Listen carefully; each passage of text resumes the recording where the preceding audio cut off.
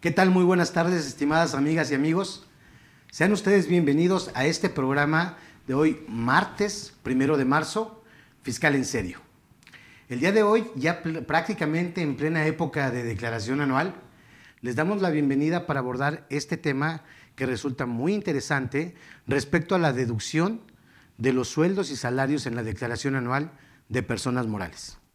Para ello, hoy tengo el gusto de acompañar, en primer lugar, al licenciado en Contaduría, el licenciado Telésforo Ávila García. Amigo, buenas tardes, bienvenido.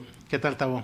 Gracias por la invitación. Gracias a ti, amigo. Y también conocido de todos ustedes, ya una estrella aquí en Cadefi, ya sale por la mañana, por la tarde y en los fines de semana, el contador público Juan Carlos Fuentes Villanueva. Muchas gracias, amigo, buenas tardes. Al contrario, amigo, muchísimas gracias. Y pues sí, dar ahí algunos puntos de vista respecto al tema de las deducciones en cuestión de nómina, que es el tema que hoy nos compete, ¿no? Claro. Voy a tratar, amigos, de ser el portavoz de cada uno de ustedes, independientemente de que les demos seguimiento con sus preguntas, tratar de representarlos a ustedes con aquellas cuestiones, preguntas que seguramente tenemos respecto al tema y tratar de avanzar precisamente en este sentido con algunos temas que deberíamos de abordar. A veces no nos da tiempo realmente en ocasiones, y creo que hoy será uno de esos temas en los que el tiempo de por sí no nos da para poder abarcar todos los temas que pudieran desarrollarse a partir de este tema. Sin embargo, vamos a tratar de abarcar lo más posible en una situación práctica para que a ustedes les sea llevado un conocimiento, digamos, significativo precisamente para esta época. Y me gustaría aprovechar precisamente a nuestros dos expertos en el tema. Por un lado, el licenciado Telésforo, respecto a la parte de seguro social, la cuestión laboral, amigo, todo lo que tiene que ver con una cuestión de relación laboral, tenemos al experto. Y finalmente también tenemos al contador Juan Carlos en la parte que es la cuestión del compliance, la cuestión corporativa, que creo yo que viene muy bien esta dupla, esta mancuerna, puesto que sabemos que la cuestión de los sueldos y salarios como tal, todo lo que conlleva, pues no nada más es una cuestión cuantitativa, sino también tendrá mucho que ver con cuestiones cualitativas. Creo que prácticamente van de la mano. Y diría, bueno, para comenzar, digamos, no nada más en cuestiones de la deducibilidad para nuestra declaración anual, reflejada propiamente ya en el formato que sabemos de antemano que ya viene información precargada, a mí me gustaría iniciar desde una cuestión muy básica, si me lo permiten.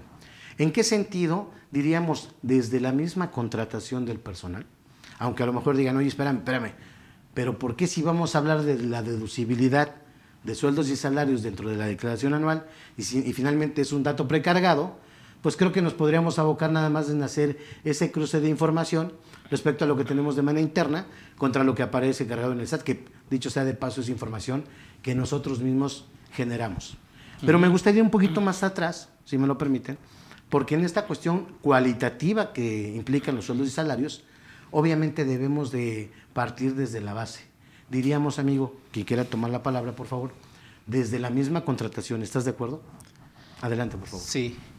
Bueno, es correcto, amigo. Prácticamente, yo siempre he dicho, las leyes se deben manejar por separado. Tenemos una ley federal del trabajo con todo lo que es las bases de la relación, la esencia de la relación laboral, claro, ¿no?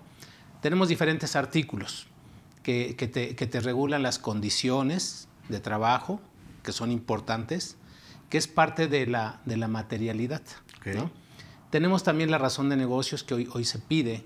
Entonces, para poder hacer una deducibilidad así bien en tu declaración, pues creo que estás atinando, acertando a que efectivamente tenemos que tener esa comprobación de la relación laboral, cómo contratas a tus trabajadores, pero es importante que se tenga toda esa parte de la materialidad, empezando por una solicitud de empleo. Okay. O sea, puedes tener el CFDI, que es una forma, que aparece, ese CFDI ya está cargado, o sea, eso es fiscal. Pero si nos abocamos a la ley federal del trabajo, pues tenemos que partir desde una solicitud de trabajo. Okay. Fíjate que es la que te da ese inicio de una relación laboral. Porque con base en esa solicitud empiezas a integrar el expediente. Claro. Sí, ya empiezas a hacerle los exámenes psicométricos, etcétera, al trabajador. Le pides todos los demás requisitos.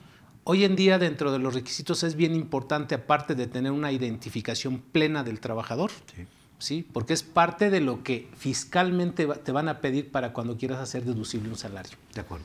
Podrás tener el CFDI, podrás tener el alta en el Seguro Social, pero son muchos los requisitos que te están pidiendo. No los voy a omitir, voy a tratar de decirlos todos. Por favor. ¿Verdad? Y tienen que ver primero con la Ley Federal del Trabajo. Entonces, si ya tengo una solicitud de empleo, ya tengo un comprobante de domicilio del trabajador, una identificación oficial, ¿no? Una CURP, un número de seguro social. Su domicilio. Y sí, el comprobante de domicilio. Sí. Pero ¿qué crees? Una novedad y que es para este año. La constancia de situación fiscal del trabajador. Claro. ¿Sí? Entonces, teniendo todos esos elementos, entre otros que se requieren según el puesto del trabajador, las actividades a desarrollar, como un chofer. Un chofer le vas a pedir también su licencia tipo A, tipo B, etcétera, ¿no? Entonces, vas a requerir de todos esos requisitos legales para poder cumplir con esa parte fiscal. Entonces, es por lo primero que tenemos que tomar en cuenta, tener un expediente laboral completo. Me estoy quedando un poquito corto, porque por supuesto a ese expediente le vas a meter esa materia prima que se llama contrato. Claro. Contrato individual de trabajo, ¿no? O contrato colectivo, o contrato ley. Y ese contrato individual de trabajo sabemos que hay diferentes formas de contratación, que también tienes que ser muy claro cómo estás contratando al trabajador. Desde luego. Sí, lo estás contratando por obra o tiempo determinado, por tiempo indeterminado. Todo eso se ve en el aspecto, en un curso de los que tenemos aquí en CADEGI, de materia legal. Tenemos el contrato de temporada, el de capacitación y el de aprueba. ¿Sí? Claro. Entonces tenemos esos 5 tipos de contratos con esas 2 modalidades de la capacitación inicial y a prueba, que es importante tener ese contrato, pero implícitamente la materialidad y la razón de negocios, entre otros requisitos. Recordemos que ese contrato debe cumplir con todo lo que establece el artículo 25. Un contrato es simplemente un escrito libre que puede ser de 2 hojas, desde una hoja. Nosotros tenemos contratos individuales de trabajo de 1 hoja. ¿Sí? Pero hay contratos que pueden ser de 2, 3, 5, 10 hojas. Como no hay una regla para digamos que tendrán la misma eficacia en un momento dado. Así es, pero lo más importante es que se cumplan con esas condiciones que está pactando patrón y trabajador. O sea, yo le doy más peso a eso porque cuando tú tienes controlado y dominado esa parte, lo fiscal es secundario. Listo. Sí. ¿De dónde se saca lo fiscal? De lo laboral. Correcto. ¿De dónde se saca lo de la seguridad social? De lo laboral. Entonces, cuando tú tienes bien amarradito este expediente, créeme, cuando te llegue la autoridad, Seguro Social, el SAT, lo primero que tienes que hacer, a ver, aquí está. Claro. Complemento de ello está la transferencia electrónica o el cheque o el comprobante que hayas pagado en efectivo de su salario, ¿no? Creo que también ahí podríamos agregar una parte respecto a lo que serían las políticas contables que se manejan, la parte del reglamento interno de trabajo y eventualmente quizá también lo que es las funciones del puesto, ¿cierto? Para poderlo tener definido. Digo, ahorita ya enumeraste varias situaciones que la idea es la deducibilidad en la declaración de la persona moral. Y no es nada más poner un número, sino prácticamente todo lo que conlleva previo a poder tener, digamos, como tú utilizas una palabra, amigo, que dices, para poder tener una deducibilidad al 100% y perfecta. Así es. Estaríamos empezando desde ahí. Juan Carlos, por ejemplo, en este caso respecto a la cuestión del compliance, del control interno, de lo que vendrá siendo el buen gobierno corporativo, adicional a lo que comenta Telésforo, ¿qué podrías agregar en esa situación para tener nuestra nómina? Digamos, es muy ambicioso el pensarlo, pero realmente decir, es una nómina perfecta. Fíjate que, complementando lo que bien comenta Telésforo, yo creo que aquí lo que tendremos que irnos un poquito más atrás hacia realizar un plan de compensación hacia los colaboradores, ¿no? ¿Cuál va a ser la forma en la que voy a remunerar? ¿Qué prestaciones les voy a proporcionar? ¿Por qué vía les voy a proporcionar? ¿Cuáles van a ser las prestaciones que les voy a dar adicionales a las del sueldo? porque entendamos que algunas prestaciones son adicionales o no van sujetas al propio sueldo, al salario, ¿no? Entonces, en ese sentido, yo creo que lo primero que tendríamos que hacer como empresa, como entidad, como patrón, sería hacer un plan de compensación, porque inclusive puede haber que parte de estas prestaciones, algunas estén exentas, y eso de manera automática va a tener una repercusión en el tema de la declaración anual. Entonces, yo creo que ese es un primer punto, digo, adicionando lo que bien comenta el contador Telesforo, en donde sí tendremos que tener definido el tema de cuál va a ser ese plan de compensaciones, bajo qué rubros, porque posiblemente la primera línea, que será la parte operativa de los trabajadores, tenga un plan de compensación. En la segunda parte, que serían mandos medios, puede tener otras prestaciones adicionales, ¿no? Y posiblemente para la parte directiva tengamos otro plan de compensación. Al final eso va a ser importante y es algo que se establece dentro de un control interno o dentro ya de una empresa para poder identificar, porque vas inclusive identificando cuáles van a ser los impactos en materia fiscal para esta parte de qué es deducible y qué no deducible, o en ese caso qué acumula el trabajador y qué no acumula el trabajador para cuestiones de impuesto sobre la renta, ¿no? Okay. Entonces ese sería un primer comentario que yo podría abonar a adicionar al que ya acaba de hacer Telesforo. Listo, de ahí fíjate que me vienen dos ideas a la mente. Y te decía, yo lo que pretendo también es como tratar de ser ese portavoz de lo que regularmente nos surge como dudas. Sí. Y que eventualmente, o hay ocasiones en las que aún estando en un curso, no preguntamos. Claro. Porque nos da penita, porque decimos, creo que es mi empresa la única que lo puede hacer y me voy a quemar, etcétera. Pero creo que podré hablar por varios de nuestros amigos en el sentido, por ejemplo, las dos ideas que me vienen ahorita. Hablas, contador Telesforo, hablas de la cuestión de ser desde el inicio, esa prevención, al tener cubierto desde la contratación del personal todos esos puntos finos que debemos de cubrir.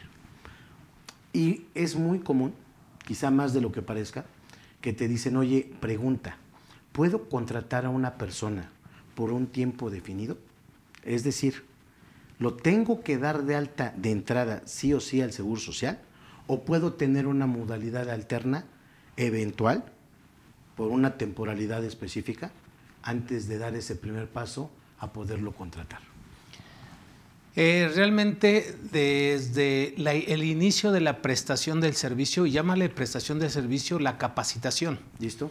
En automático, cualquier modalidad que tú utilices, de entrada tienes que afiliarlo al Instituto Mexicano del Seguro Social. De acuerdo. No hay ninguna opción que te permita ponlo a prueba 3 meses, 6 meses y no le des la seguridad social. Definitivamente va pegado de la mano, sí, porque la misma ley del Seguro Social te hace referencia al artículo 20. Listo. Y en el artículo 20 habla del inicio de la prestación del servicio y es desde que el trabajador está a tu disposición. Esa es la prestación del servicio a tu disposición. Entonces, ¿está a tu disposición en la capacitación inicial? Sí, porque tiene que capacitarse, tiene que, mediante un horario. Es parte de esa relación. Así es. Fíjate que por eso insisto en que la Ley Federal del Trabajo es la base de la deducibilidad para efectos fiscales.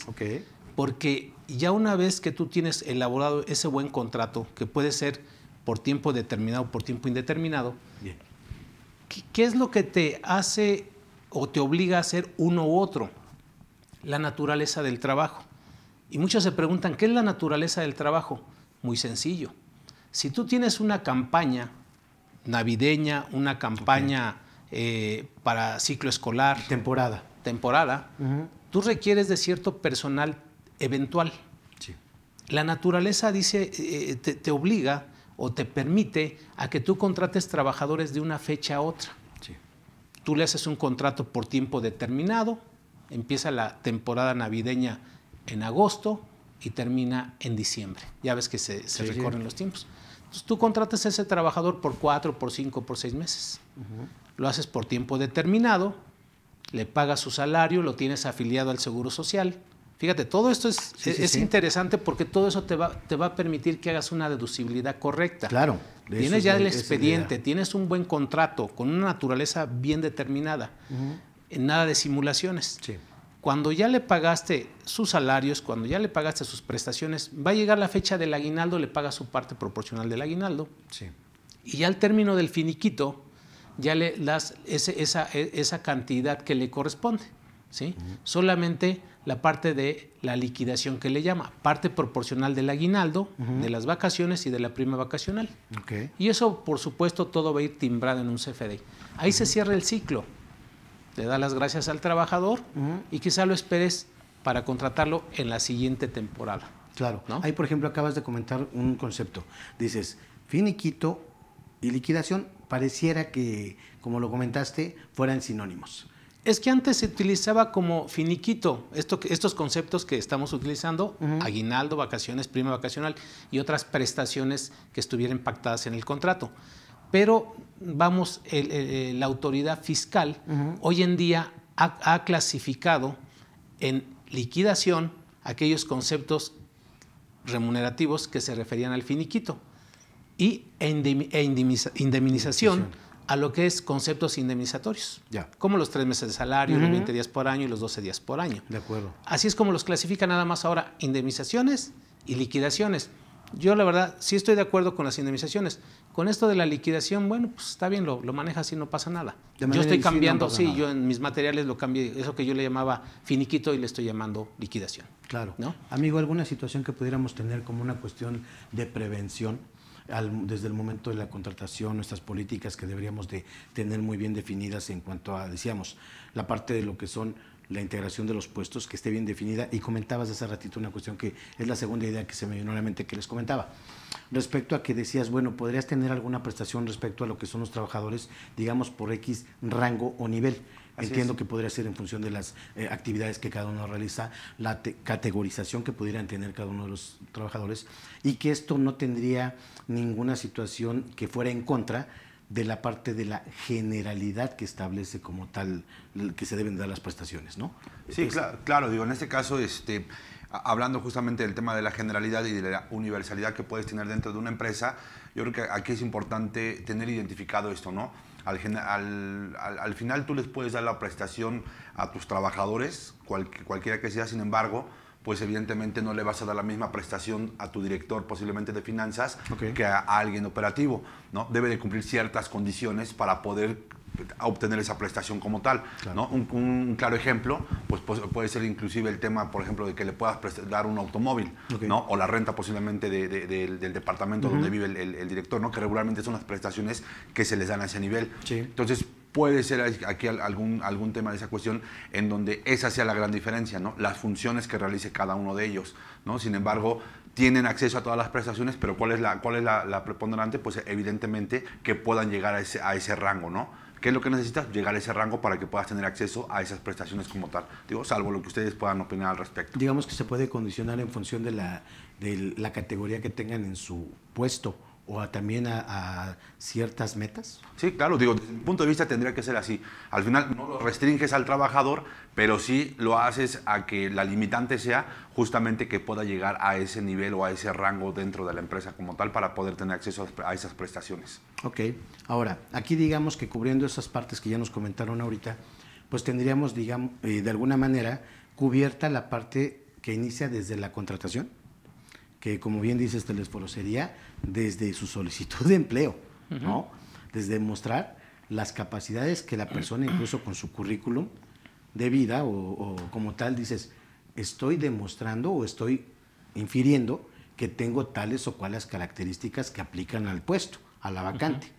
Incluso también, ¿qué tanto podría validarse eso? Digo, ya estoy pensando en otras cosas, ¿no? En el sentido de que dices, oye, yo tengo tales capacidades y lo demuestras quizá con una documentación oficial que acredite tus capacidades respecto a lo mejor a cierta formación profesional, a cierta experiencia. Pero al momento de que tú ya lo pones en práctica, es cuando dices, oye, pues se supone que tú ya venías a ejecutar cuestiones que traes como experiencia.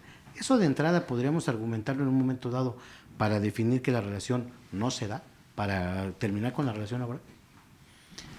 No, fíjate, quería hacer un paréntesis aquí porque para ahorita aprovechando este foro, sí, mis amigos, quiero que vean esa experiencia que hay en las empresas, o sea, que le hemos implementado con un grupo de asesores y todo esto, porque hablar de esta, digo, para que no se me pase, hablar de toda esta información que estamos hablando desde un principio, es importante que hoy en día, bueno, pues también se digitalice.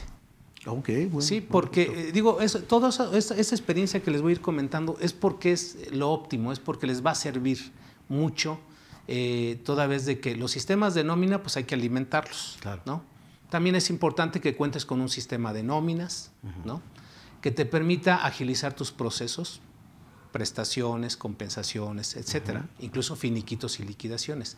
Porque me ha tocado ver en la práctica que hay personas, que hay empresas que porque tienen 5 trabajadores o 10, timbran en la página del SAT, ¿no?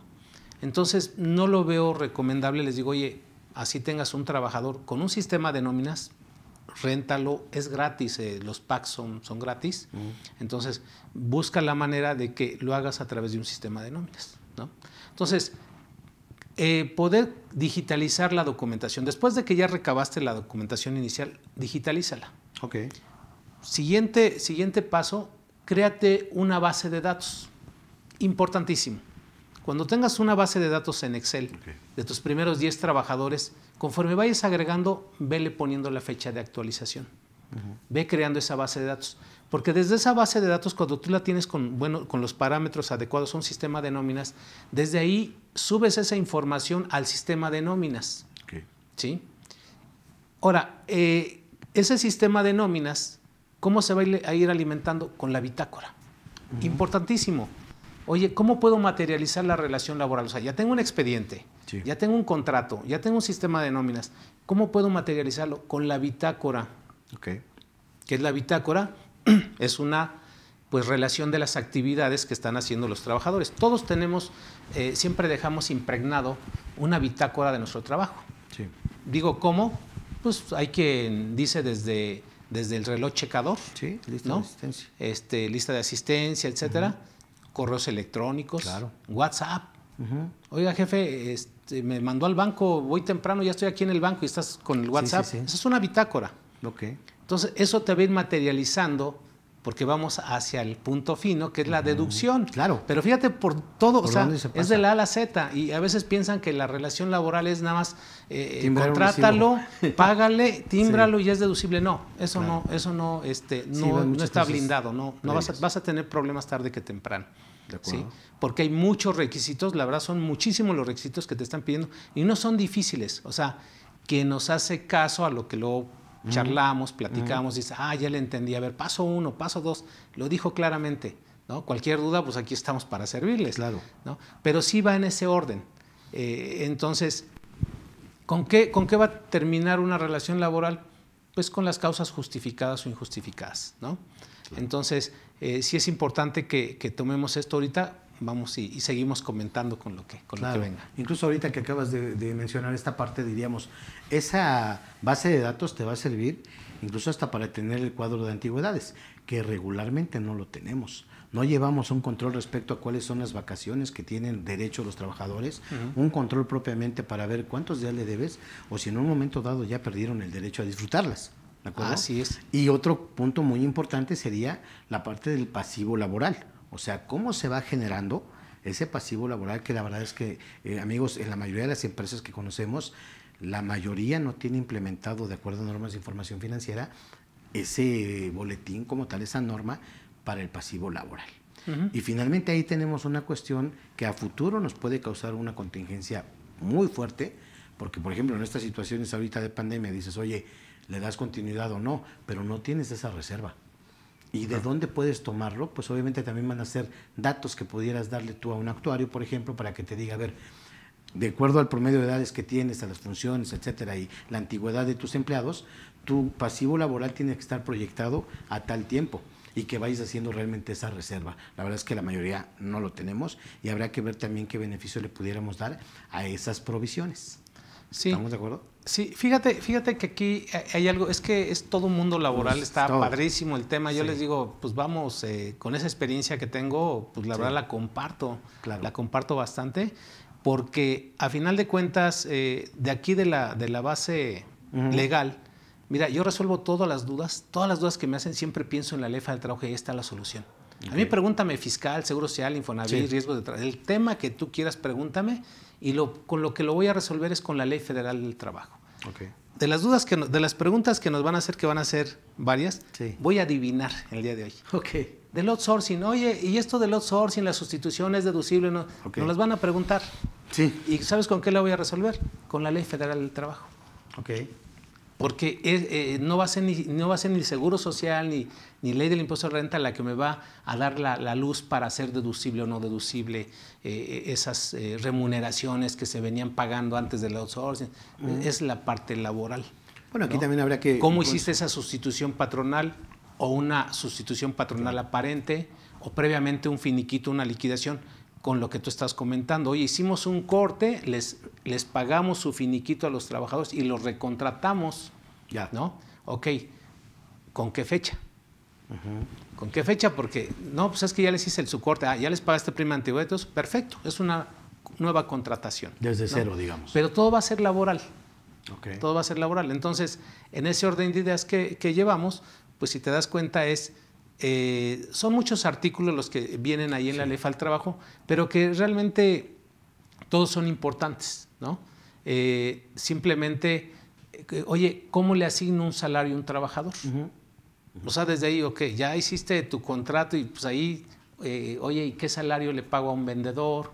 Que por cierto, un saludo a todas las vendedoras aquí también de KDF, porque no? Digamos son el motor, la fuerza de nuestra empresa. Y siempre pues saludamos a los expositores, a los de producción, claro. Pero a todas las amigas que nos hacen favor sí, la fuerza de ventas, pues yo creo que también se merecen ese aplauso que siempre claro que dices, sí, ¿no? Muchas gracias, chicas, sí, por supuesto. Claro. Y bueno, y sí, siempre cómo fijar el salario, las compensaciones, las remuneraciones, ¿sí? Vamos, normalmente, ¿qué hacen la mayoría de las áreas de recursos humanos? Bueno, pues toman ahí qué precios hay en el mercado, ¿no? Claro. ¿Qué precios hay en el mercado? Pero creo que eso no es la base que debes tomar como una referencia. Yo creo que lo que tú bien decías es cuál es la experiencia de esa persona, cuál es su aptitud y cuál es su actitud. Su actitud, claro. Y remunerarle en función de eso. Nadie lo hace. ¿Cuánto vale Octavio? ¿Cuánto vale Telésforo? ¿Cuánto vale Juan Carlos? ¿No? Y a lo mejor Octavio sabe mucho, pero llega tarde, o dice, no, pero yo en cualquier ratito lo hago. Y a lo mejor yo llego muy temprano, la entrada es a las 9, y yo llego a las 8 porque digo, bueno, pues quiero irme empapando, tengo la camiseta y la salida es a las 6 de la tarde y yo me salgo a las 7, ¿no? Va a decir mis amigos de producción, ay, no digas eso. No es cierto, dice. Y entonces, eso la verdad que en la práctica se le llama actitud. Claro. ¿Sí? Ahora, ¿qué tan apto soy? Bueno, pues ahí dependiendo la capacidad, los estudios que tenga, esa experiencia, ¿no? Que también se tiene que evaluar, y conforme vaya pasando el tiempo, veles remunerando, porque hay una razón de negocios, se está generando mayor productividad, ¿no? Lo que bien decías, te está generando productividad, remunérale, ¿no? Claro. Te está dejando ganancias.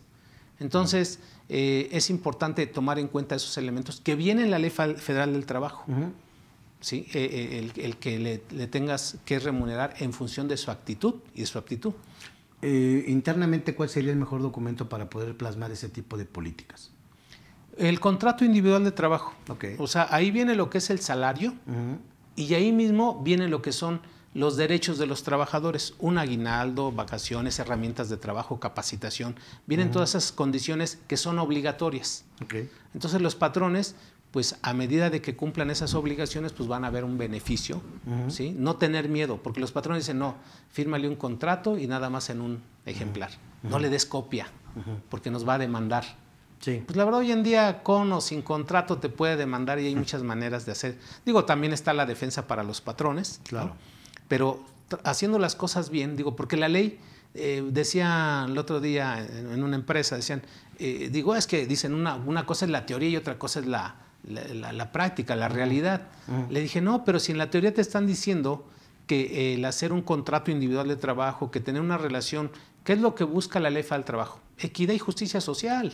Ese es el objetivo. ¿Por qué no hacer las cosas bien?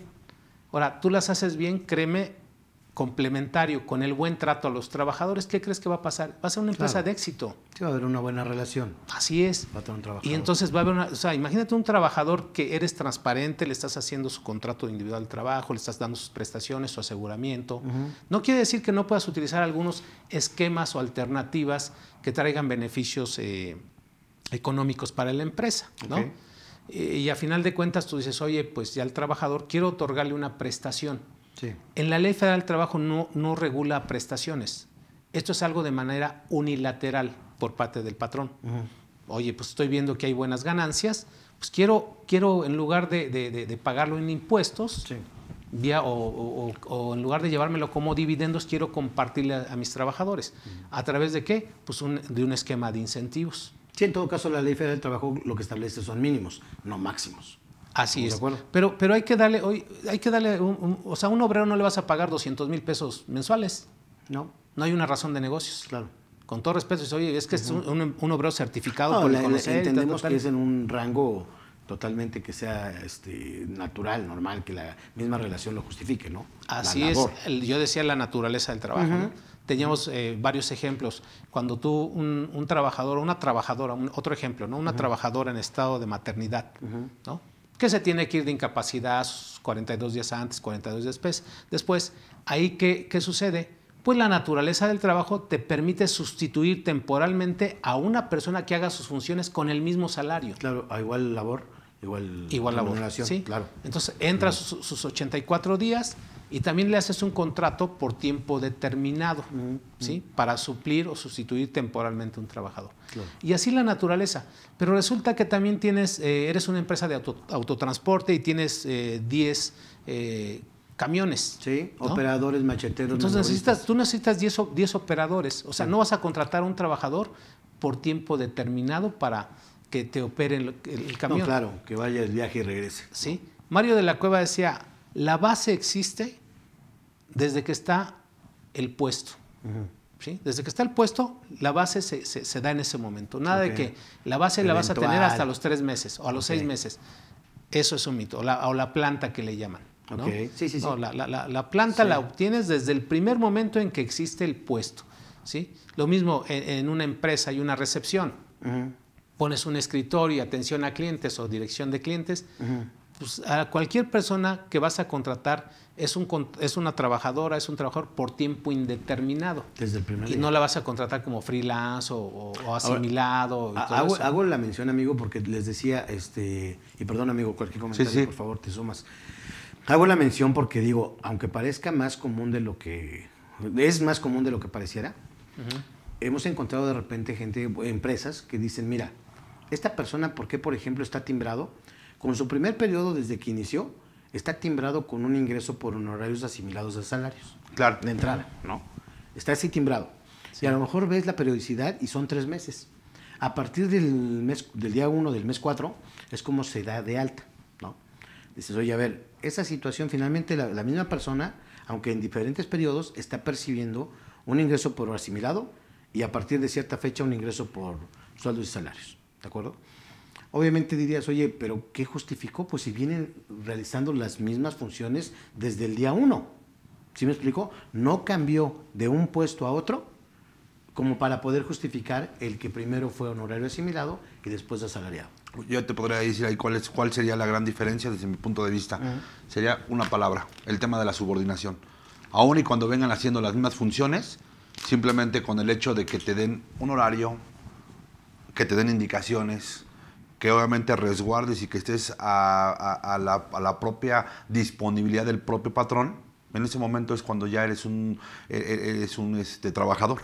Entonces, a diferencia de que si tú prestas servicios, haces las mismas funciones, pero ya no necesitas ni tener un horario de trabajo, ni estar bajo las indicaciones, porque se supone que tú prestas un servicio y ya sabes concretamente cuáles van a ser las actividades que tienes que realizar y te contratan por un trabajo muy específico. Esa es, desde mi punto de vista, la gran diferencia entre un tema de asimilado y un tema particularmente de nómina. Puede ser que sí sea el caso de que digan, oye, ¿sabes qué? Pues, y que muchas veces lo puede observar inclusive el Seguro Social como un tema de que no se estén pagando los salarios o no se estén pagando las cuotas de Seguridad Social, en el tema de que particularmente te contraten de inicio como un asimilado y lo llega a observar justamente el Seguro Social. Entonces, pues ahí está, desde mi punto de vista ese sería el comentario. Y precisamente aquí la idea precisamente es para, ya viendo como lo que vamos a ver ya al final respecto ahora sí a la parte de lo que va a ser la declaración, el llenado, la información que trae precargada, etcétera, Con respecto a lo que son los pagos, las retenciones, el entero, el subsidio, etcétera, eso ya se va a ir desmenuzando. Pero digamos que primero partimos de una masa total en la que decimos, esto fue lo que yo pagué de sueldos y salarios por tal periodo. Y a lo mejor me hace el desglose, porque obviamente a partir de que yo lo estoy generando ese pago, a través sí de un CFDI como tal, pues ahí sí desgloso lo que es la parte exenta, grabada, los conceptos que le estoy pagando, etcétera. Y de esa masa total, entonces voy a empezar yo a desglosar qué se va, por ejemplo, como concepto primero que yo debería de quitar de esa deducibilidad, sería el pago de la PTU, porque propiamente no es deducible, pero finalmente como está timbrado va a aparecer en esa masa. Posteriormente estaría yo restando o quitando, desglosando la parte de los asimilados de salarios. Posteriormente, todas aquellas prestaciones que considere yo exentas, que también se le paga al trabajador y que probablemente no deberían de considerarse como una parte deducible, etcétera. A partir de eso que yo voy desmenuzando de la masa total inicial, pues poner especial atención precisamente en este tipo de pagos. Porque si yo, por ejemplo, estoy timbrando, se me ocurre ahorita por lo que dice Juan Carlos, dices, bueno, y yo también comparto esa parte del respecto que la subordinación es lo que finalmente me va a acabar. Es el elemento distintivo, el elemento tal de una relación laboral. Definitorio, ¿no? Así es. Dices, oye, pero puede llamar la atención en que si yo por una política de contratación, y permítanme la expresión así, una política de contratación, yo veo que toda la gente a la que le timbré ya posteriormente un CFDI de nóminas, con todas las prestaciones que pudiera llegar a tener, previamente tiene un ingreso por asimilado. ¿Sí? O sea, porque es mi política tal cual de contratación. Dices, mira, entonces, ¿cómo justificaría yo el hecho de que esos primeros 3 meses, a partir de lo que es la subordinación, esos primeros 3 meses, ¿en qué cambiaron respecto a partir del día 1 del mes 4? O sea, ¿en qué cambiaría como para decir, a ver, ¿sabes qué? Lo justifico porque yo así les pagué los primeros 3 meses y a partir del día 1 del mes 4 es que lo di de alta en el Seguro Social porque estas condiciones cambiaron. Y no que sea nada más una política, no sé si me explico, al respecto de que digo, no, mira, yo para no invertirle lana, ahora sí que como dicen luego los patrones, costo social y todo ese tipo de cosas. Carga social. Dices, no, oye, mejor no le invierto todavía hasta no saber que que es el bueno, ¿no? Es que, bueno, yo creo que aquí, como bien comentan, y me gustaría que prácticamente le avanzáramos un poquito más, pero te voy a dar mi punto de vista al respecto.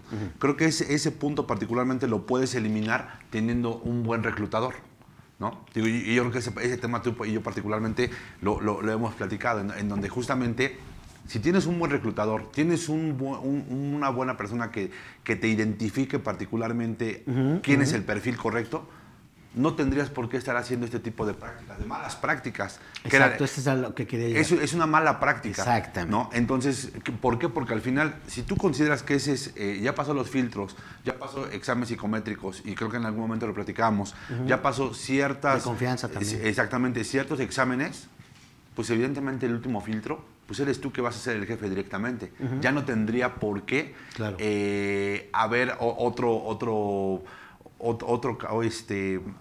o por qué le tengas que pagar que no sea sueldo, cuando ya sabes que la permanencia la va a tener y lo que estás buscando. Y finalmente el puesto lo requiere así, ¿no? Exactamente, o sea, lo requiere es así. subordinación, es un puesto y de es el trabajo. perfil que tú requieres. Tú marcas el perfil que quieres como tal. Entonces, digo, yo creo que en ese sentido, desde mi punto de vista, hoy el tema de las malas prácticas, de estar teniendo en un esquema posiblemente en un periodo de aprueba al trabajador, pues nada más debe de cumplir los 180 días, si me permites. No, son 90 días, ¿no? Y se puede extender a los 180. De 3 meses hasta 180. Y hasta los 180 días en los casos directivos, ¿no? Pero entonces, en ese sentido, yo creo que tendría que ir muy enfocado a que tu departamento de reclutamiento haga realmente su trabajo como tal, ¿no? Digo, ¿te ha pasado en el despacho particularmente? Sí, claro. ¿Cuántos talentos realmente has obtenido justamente sí. de un buen reclutamiento? Así es. ¿No? Sin embargo, si tú publicas en cualquier página, oye, a ver, pues lléganme el número de contadores, pues no vas a hacer esa tienes chamba. la cantidad, pero no la calidad que ya implica el que se haga un filtro. Así es. Tienes toda la razón. Así es. Sí, fíjate que como política de la empresa no puedes tener así esta mala práctica de decir, se puede llegar a dar ocasionalmente, debe haber una razón de negocio, debe estar justificado. Ejemplo, yo llego a una empresa y pues les ofrezco mis servicios como consultor, ¿no? Y empiezo pues a prestar mis servicios bajo el régimen que yo quiera. Prestación de servicios profesionales, ¿sí? Con opción asimilado. Listo. Me contratan 2 o 3 meses y me dicen, oye, ¿sabes qué? ¿Por qué no te integras mejor a la empresa? Porque la verdad requerimos más, es más, te vamos a subir el monto de del pacto de la remuneración y te contratamos como asalariado. ¿Como asalariado? Sí, como asalariado. Ok, va. Entonces, claro, ya va a haber una subordinación, ya va a haber un horario, una paga de salario, etcétera. Entonces es bien importante. Pero no está disfrazado. Simplemente hay un antecedente que yo hice un contrato de prestación de servicios y en ese contrato de prestación de servicios ahí venía una cláusula que decía que la retención, solicitaba yo la retención en términos del artículo 94, fracción quinta, ¿verdad? Y que a final de cuentas, porque... pero ya no estaríamos hablando de una subordinación, amigo. Por eso me llamó la atención, porque yo digo, tú en tu caso como freelance, lo que podrías tener como oportunidad para no, digamos, enlazarte, atarte a un solo patrón, porque finalmente tú puedes tener un montón de clientes a partir de lo que es tu servicio independiente, pues mejor te asimilas a salarios, con todos. Así es. Sí, pero digo, a decir verdad también, hoy que estoy de este lado, ¿no?, que me están consultando, creo que no debería haber duda entre lo que es una relación laboral y una prestación de servicios independientes, prestación de servicios profesionales o cualquier otra actividad empresarial. La verdad es que no debería haber duda porque sí es palpable, ¿no? Entonces, cuando hablamos de trabajadores, que ahorita el tema era hablar de los trabajadores, ¿cómo le hago para deducir mis sueldos y salarios? Estamos, a contrario censo, descartando todo lo que es los asimilados, los de actividad empresarial, los que se acogen a recibir acciones, etcétera, ¿no? Los que se asimilan. De acuerdo. Entonces, a ellos los ponemos en segundo término, ellos no son salarios. De los que son trabajadores, creo que es todo esto que hemos estado comentando. Y también tocamos en un ratito lo que es la parte de la deducibilidad de las personas que se les retiene nada más un impuesto sobre la renta para efectos de esa ley, ¿no? Pero es gente totalmente... Ya hicimos una charla con el maestro Morita, a quien le mandamos un saludo también. Saludos. Y fue claro él que sí se palpa lo que es un trabajador de una persona que no es trabajador, ¿no? Claro, así es.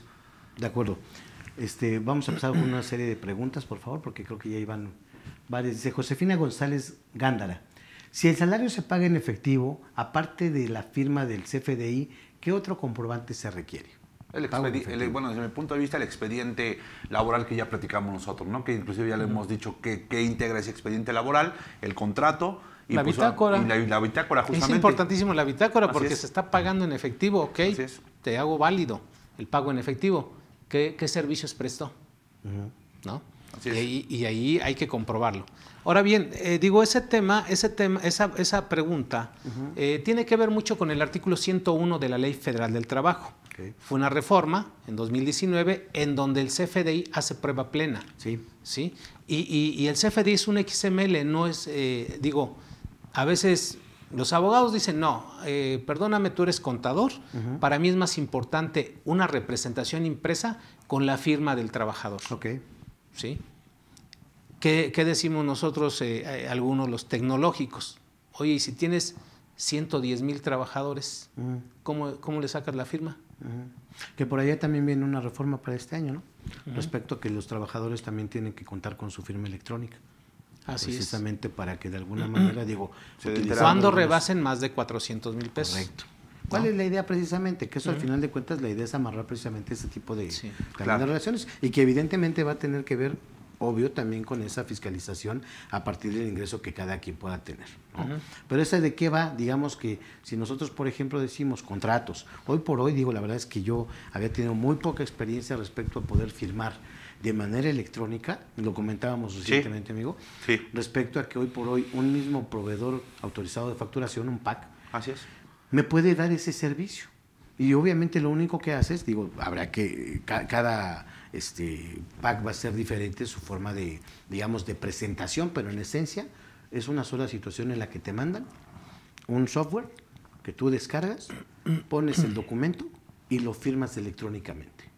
Obviamente eso también te va a dar, pues tanto la fecha cierta como que va a robustecer también la Vamos parte a de llegar la a ese materialidad. punto, Tavo. Al final de cuentas, sí. Vamos a llegar a ese punto en donde justamente el trabajador, simplemente con que abra el puro correo electrónico, va a dar la aceptación de que ya está recibiendo sus FDIs muy probablemente. Sus recibos. Exactamente, entonces digo, ahí hay que esperar, no hay que adelantarnos, pero al final, si ya se prevé justamente esa reforma que yo particularmente no la había escuchado, digo, muy probablemente vamos a migrar a ese punto en donde ya no sea necesario el poder estar entregando los recibos de manera periódica y que si lo firmó o no lo firmó, que si lo mandaste por correo, que si lo recibió no era el correo del trabajador. Todo ese tipo de cuestiones que ya es más que acotarlo a que realmente, pues, de manera de control, sí se le entregue el CFDI, que ese es realmente lo esencial de este formato, ¿no? Que incluso yo creo que ahorita con lo que nos ha estado pasando realmente a partir de este año, el momento de presentar ciertas declaraciones de pago provisional para personas morales y físicas también, porque encontramos que ya tiene información precargada desde los CFDIs. Claro. Creo que nos va haciendo cada vez más sentido para que en años pasados la autoridad ha pedido tal o cual información. Que de repente a lo mejor no toda ley va a subir a una plataforma de un jalón, pero que va generando poco a poco. Yo creo que esto definitivamente es por etapas en una planeación precisamente de implementar un sistema robusto de fiscalización de información y de cruce, porque nos vamos dando cuenta para qué quiere cierta información desde hace años poco a poco. Ejemplo, ¿no? Decimos, oye, hoy ¿por qué la DIM ya no la pide? Pues le informaba, pues porque ya tienes el CFDI. Porque al final de cuentas, a partir de eso ya sabe qué pagaste, qué no pagaste, qué retuviste, cuánto pagaste de subsidio para el empleo, etcétera, ¿no? Sí. Qué conceptos incluso pagaste y en un momento dado, ahorita lo que vas a hacer es definir en tu declaración anual qué tipo de conceptos van como exentos, grabados a su porcentaje de 47, 53%, y la autoridad eso lo va a machar finalmente con el CFDI que uno mismo expidió, que por cierto, ayer venció el plazo para que pudiéramos hacer cualquier cancelación. Las correcciones. Exactamente, cualquier corrección del año pasado, ¿no? Nos vamos dando cuenta hacia dónde está enfilando la información que solicita la autoridad. Un ejemplo, yo creo que es de todos conocido que les ha llegado una diferencia en aplicación de subsidio para el empleo respecto a lo que tú timbraste en un mes contra lo que acreditaste o disminuiste en el pago provisional. Dices, oye, ahí puede haber algunas diferencias, ¿eh? Sí, claro. Pero cuando ya evalúas la información que trae la autoridad, dice, ¿qué crees? Tú en la última declaración presentada al anual, yo te pedí ese rubro. Dime el total del subsidio, porque hay varios conceptos de subsidio en ese caso, el total del subsidio que le correspondió al trabajador, el que le entregaste, el que tú te acreditaste y cuánto te quedó como saldo para aplicar al año siguiente. Así es. Entonces dice, oye, a ver, espérame, tú me habías dejado aquí que tenías un saldo por aplicar, vamos a pensar, de 16,384 pesos. Y resulta que ya en pagos provisionales te acreditaste 18,923. Más de lo que... Más, 2,000 pesos más, vamos a pensar. Dices, oye, a ver, explícame de dónde. Obvio, ahí habrá que aclarar a la autoridad, si es que procede, de dónde proviene ese saldo a favor. Quizá puede ser de periodos anteriores en donde todavía tú no lo reflejabas. Pero ese dato sí venía en la DIM. Sí, sí, seguro. Entonces ahora es donde te das cuenta y dices, ya sé por qué lo venía pidiendo. Porque íbamos a llegar en un punto ahorita en el que ya toda esa información le iba a cruzar y a partir de eso iba a poder hacer esos controles, esos cruces y decir, a ver, según dicho tuyo, porque yo no inventé nada, autoridad, según dicho tuyo, tú tenías esos 16,424 pesos por acreditarte. Claro. Y te acreditaste de más. Ahora explícamelo. Entonces dices, oye, pues sí es cierto, ¿no? Sí, y que muchas veces también tiene que ver esas diferencias, inclusive cuando hay una equivocación y pones en vez del subsidio entregado el pagado o cosas de ese tipo. Sí. ¿No? Entonces, ojo también con ese tipo de cuestiones porque también ya sucedió que en un tema de aclaración justamente sucede ese tipo de situaciones, ¿no? Digo, ahí nada más para... Y ahí sí procedió la diferencia. Ahí se proceden las diferencias, ¿no? Porque es cuando te das cuenta al revisar tus papeles. Claro, que dices, que están mal. Es que la DIM viene implícita dentro del ajuste anual en diciembre o en cualquier comprobante. Ahora sí que no se han dado cuenta que ahí vienen los datos, porque al final de cuentas el SAT ya tiene toda la información. Sí. Por eso ya no te pide la DIM. Pero sí espera que hagas el ajuste anual para manifestar ese saldo a favor, que es sujeto de devolución, primero compensación y después devolución, en el mismo mes de diciembre o posterior, que eso era lo que te pedía la DIM. Sí. O sea, no hay nada diferente entre la DIM y un CFDI del mes de diciembre. Sí. Y la verdad es que ahorita en las empresas, hoy en lo que es febrero, fíjate, febrero, nos pidieron mucha consultoría y mucho soporte técnico sobre el tema del saldo a favor. O sea, hay quien apenas está haciendo el ajuste anual del mes de diciembre. Y no está mal. Yo les dije, tienen enero, tienen febrero. Eso sí, determinen su ajuste anual lo más pronto y contablemente hagan su asiento en diciembre. fiscalmente, páguenlo, devuélvanlo, compénsenlo en enero, febrero. Tienen todo el mes, todo el año 2022 para hacerlo. Que ahí, por ejemplo, me surge una pregunta, amigo, y yo estoy seguro que nuestros amigos también la deben de tener, respecto a que hablas ahorita, por ejemplo, de ese ajuste anual, ¿listo? Y obviamente decimos, ok, sí, es una obligación el determinarlo, pero también debemos de fijar o determinar la cantidad de impuestos sobre la renta que se les retiene de manera mensual. Claro. Porque como se establece como tal, dice, al total de percepciones que reciba el trabajador, se le aplicará la siguiente tarifa. Así es. Al total de percepciones que percibe en un mes, ¿de acuerdo? Sí. ¿Qué pasa, amigo, en específico? Pensando en un ejemplo que yo tengo, trabajadores que les pagamos de manera semanal, es una labor física, digamos que son obreros, y la Ley Federal del Trabajo me establece que a una labor que se tiene que hacer de manera física, el pago tiene que ser semanal. ¿Listo? Claro. Entonces, yo pago semanalmente, pero resulta que hay una semana montada, que finalmente pues, cambió el mes. Ahí, ¿cuál es la sugerencia respecto a hacer ese ajuste y poder determinar la cantidad que le debo de retener por ese mes al trabajador? Y para evitar, porque obviamente si yo voy haciendo mi ajuste mensual, pues prácticamente en la anual voy a llegar prácticamente tablas. ¿De acuerdo? Correcto. ¿Cuál sería tu recomendación cuando se monta una semana con otra por cambio de mes, quiero decir? Toda aquella nómina semanal que inicie en un mes y termine en el mes siguiente por un día, 2 días, etcétera, Sí. tómala en cuenta para el siguiente mes. Listo. Porque la ley es muy clara. Te dice, en el momento que pagues, ejemplo, si tú pagaste 4 semanas, en la última semana que estás pagando, ahí tienes que acumular 4 semanas para efectos de la retención. Correcto. Y te voy a decir, es muy interesante lo que estás comentando, porque la ley del impuesto a la renta en el artículo 96 no es la que te regula el ajuste como tal. Ok. Te dice los ingresos obtenidos en el mes. La totalidad. Pero el artículo 10º de la ley del impuesto sobre la renta, que viene después de todos los artículos, ese es el que te regula la obligación de hacer un ajuste mensual. Correcto. Por el subsidio para el empleo, Por el subsidio, que fue sí. reforma de hace 2 años, ¿no? 2020. Sí. Entonces, sí que queden claro, yo siempre lo sugiero, que digo, oye, estoy viendo que tu nómina empieza, ejemplo, el 27 de febrero y termina tal día de marzo. 2 de marzo. 2 de marzo. Esa ya considéralo para el mes de marzo. Ok. ¿Sí? Haz tu corte al 26 de febrero, que fue tu última nómina, acumula los ingresos de ese mes, calcúlales el impuesto y a lo mejor te va a dar hasta un subsidio, te va a dar un impuesto menor, pero no le sumes esa semana.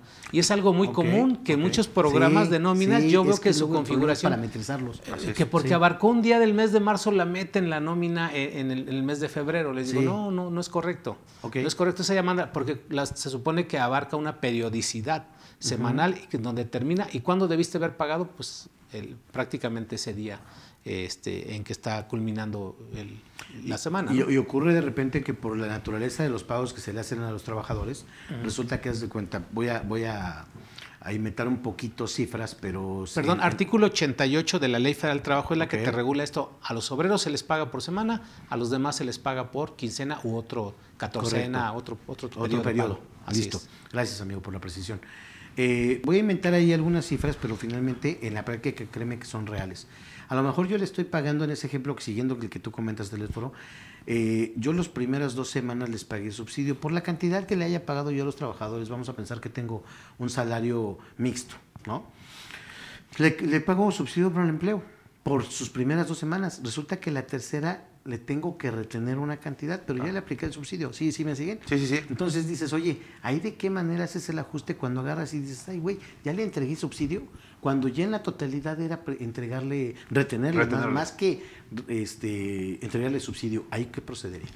Bueno, hoy en día es importante saber que los sistemas de nómina ya están configurados para hacer ese ajuste al subsidio para el empleo. Entonces, si tú en una primera quincena o en una primera, segunda, tercera semana pagaste subsidio y al final viene una compensación que prácticamente te cambia el cálculo, se te revierte y en lugar de darte un subsidio se te convierte en un impuesto sobre la renta, ese subsidio que pagaste pasa a ser un impuesto sobre la renta también a enterar. Entonces ya tienes, te hace el ajuste el sistema, ahí nada más hay que identificar que ese ISR que te está determinando por la parte de la última nómina, más ese subsidio que pagaste en su momento y que lo entregaste y que no lo vas a hacer acreditable, pasa a ser la suma de un impuesto sobre la renta, porque el trabajador fue contribuyente del impuesto sobre la renta. Y en este caso, digamos que no incurre ninguna falta por haberle retenido, primero le entregué,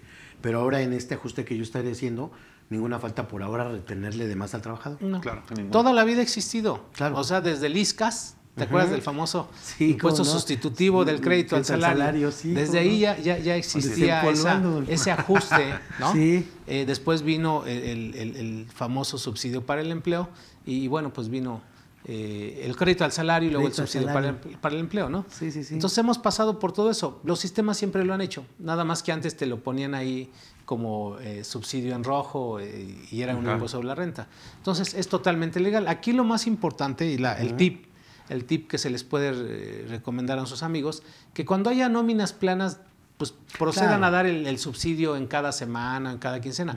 Pero cuando haya variables, cuando haya remuneraciones variables, ahí se abstengan de devolver el subsidio en la primera semana y todo, y lo manden a la última.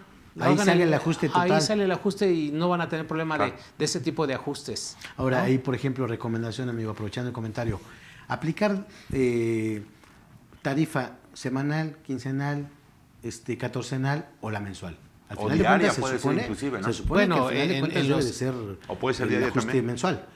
¿En qué casos tú recomiendas aplicar determinada tarifa?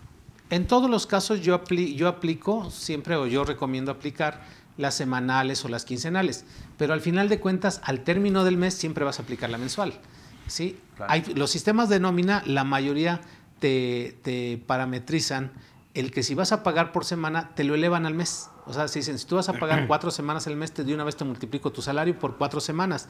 Te calculan el impuesto y te lo devuelven a una semana. O sea, eso lo hacen en automático la mayoría de los sistemas de nómina. ¿Lo promedian? ¿Lo prorratean? Así es. ¿Sí? Sacan por el salario diario. Sí, lo elevan, lo factorizan a un mes. Haz de cuenta que, como te digo, si vas a pagar, no sé, 2,000 pesos en una semana, dicen, pues presumo que vas a ganar 8,000 en un mes, te calculo el impuesto de 8,000 y luego te lo divido entre 4 semanas y me va a dar el importe del equivalente a 2,000 pesos. Ya está. Esa es una opción. No pasa nada si tú le aplicas tarifa semanal a la primera semana, tarifa semanal a la segunda, a la tercera. Siempre y en la cuando hagas el ajuste en la cuarta. Así es, en la cuarta es obligatorio. Es obligatorio que hay quien dice, no, yo contador, yo no hago ajuste al final del mes. Bueno, eso era antes. Hoy en día es obligatorio. Sí, claro. Es obligatorio porque entonces ya vamos viendo los requisitos que nos va a pedir la ley del impuesto sobre la renta, pero a final de cuentas todo esto es laboral. O sea, yo insisto, todo es laboral. Esa es la esencia, ¿no? No le quiero llamar el fondo porque yo le llamo un poquito más allá, la esencia. La esencia para poder reducir salarios, toma en cuenta primero la ley del trabajo y ya después porque hay fondo en la parte de la ley del impuesto a la renta. ¿Sí? Que eso lo vamos a ver ahorita y que ahí está marcado. Bases, etcétera. Sí. Así es, ahí está el fondo, ¿no? Perdón, amigo, ese comentario. No, o sea, digo, adelante. Fíjate, hace rato estaba viendo ahí en el panel de las preguntas, había una muy interesante que a ver si la puede poner antes de esas dos que está ahí del que. Hay una que preguntaban que de qué derivan las diferencias de lo que está precargado contra lo que se tiene. Pues esa está justamente, mira, la de Normando Hernández Andrade. Dice, buenas tardes. Excelente tema. Y me gustaría consultarles a qué se deben las diferencias que se encuentran en la declaración prellenada con el timbrado de nómina. Agradezco sus comentarios. Gracias. Correcto. Fíjate que eso llega a suceder, particularmente cuando tú descargas los acumulados de nómina, probablemente de cualquier sistema de nómina que tienes, contra lo que, y lo comparas contra lo que tienes en la descarga de manera mensual en el SAT como tal, ¿no? Llega a saltarte algún tema de diferencia. En algunas ocasiones, y por mi experiencia, digo, salvo que el contador Telésforo o tú puedan comentar algo distinto, es porque no se considera la totalidad, como pueden ser finiquitos, como pueden ser posiblemente liquidaciones, como pueden ser inclusive algún otro movimiento extraordinario que no se esté considerando de esa descarga que tenemos del propio sistema. Entonces, entonces muchas veces te arroja esas diferencias y pues obviamente no las consideraste, las tienes que cubrir para que te pueda ser deducible el 100%, porque sí llega a suceder que esas diferencias se generan y yo desde mi punto de vista han sido por estas situaciones. Ese motivo, algunos de los motivos, exactamente, digo, no sé si te ha pasado también. Sí, realmente aquí yo en mi experiencia es que a veces los sistemas de nómina no hacen bien su proceso. Ok. Entonces, obvio que al no hacer bien su proceso, en automático jalan cierta información, o sea, es algo increíble, es algo tecnológico, sí, que dejan impregnado un dato. Ya. O sea, tú agarras y dices, voy a elaborar mi recibo de la nómina de la primera quincena. Claro. Agarras, ya lo generaste, lo timbras, lo pagas, y luego dices, genera la segunda quincena. Fíjate, generaste la segunda quincena y dices, oye, contador, creo que me equivoqué en la primera. Sí. ¿Qué haces? Lo lógico, te regresas a la primera y cancelas el recibo. Ya. Y lo vuelves a timbrar. Porque hay una diferencia de X cantidad, sí, a favor o sí, en contra del trabajador. Okay. Pero ¿qué crees? Que para efectos fiscales, cuando tú generas ese comprobante fiscal, al crear la segunda quincena, te jaló el subsidio o el impuesto de la primera. Y entonces tú dices, bueno, yo el segundo lo tengo bien, el primero lo tenía mal y lo sustituí. Sí, pero los datos que se pasaron, ya pasaron para acá. Acá, eso es lo que jala el SAT. Ya. Y entonces tú tienes una información en tu sistema de nóminas, tienes una información en tu contabilidad, y no te va a coincidir, y no te coincide con el A ver, digo, porque sí puede pasar eso que comenta, y yo creo que sí. No, esto es muy común, o sea, yo ya lo identifiqué. Pero ahí, por ejemplo, ¿qué haces? Digo, para darle la solución, digo, porque claro, al final, ¿qué haces? Sí, ¿Pagas la diferencia? ¿Haces la aclaración? ¿O lo dejas ahí como pendiente de pago? Lo que hago, yo les doy mi cuenta bancaria para que me depositen y les asesoro. Porque ¿qué es lo que hago? Pues les recomiendo, le digo, a ver, mira, tecnológicamente es muy sencillo, ¿sí? Realmente tendrías que cancelar el segundo, o sea, cancelar el segundo recibo y volver a crear la nómina desde la primera para reemplazar. O sea, imagínate lo que tienes que hacer. Ok. Y dices, esa es una. Tecnológicamente lo tendrías que hacer, o sea, dices, oye, pero eso es increíble, o sea, que lo tengo que hacer por muchos recibos. Sí, máximo si ya llevas, pues como es por mes, como es por mes, es por mes. Que también una recomendación sería, perdón, hoy precisamente para platicar de esto, me metí al visor de nómina. Sí. ¿No? Y obviamente, el primer ejercicio que me vota es enero y febrero de 2022. O sea, tal cual. Me metí con un cliente, este cliente en promedio trae 80 y tantos trabajadores. Sí, claro. Dije, a ver, voy a ver cómo compara realmente lo que tenemos en contabilidad, pues como para tener un caso práctico y decir, a ver qué es lo primero que genera. Es que sí pasa eso. Con ese visor, yo decía, bueno, pues lo primero que me votó como información fue enero y febrero 2022. Valdría la pena hacer ese ejercicio y decir, a ver, ¿cuánto tengo yo registrado por contabilidad? Porque obviamente tus cálculos los vas a generar a partir de lo que es tu sistema de nómina. Claro. Y ahora sí que el que ustedes me digan, ¿no? O sea, finalmente ahí habrá que ver nada más la parametrización que tú haces de él. Así es. Lo checas y entonces sí cómo compara contra lo que acabaste timbrando, que también viene de esa misma información, ¿no? Si yo no tengo, en principio, ahorita me queda claro lo que dice Telesforo, sí, oye, sí. Pues es que si yo finalmente me equivoqué y me regresé, cancelo ese primer recibo de la primera quincena, emito el segundo, por lo que entendí, el segundo ya no me lo reconoce, genera la información a partir del primero, ¿de acuerdo? Sí, o sea, reconoce los datos que fueron utilizados desde la primera quincena que tenían error, ¿no? Entonces, yo aquí quería hacer un comentario, la verdad es que no sé cuántos años tenga el visor de nóminas, pero debe tener como unos 8 años, según yo le calculo.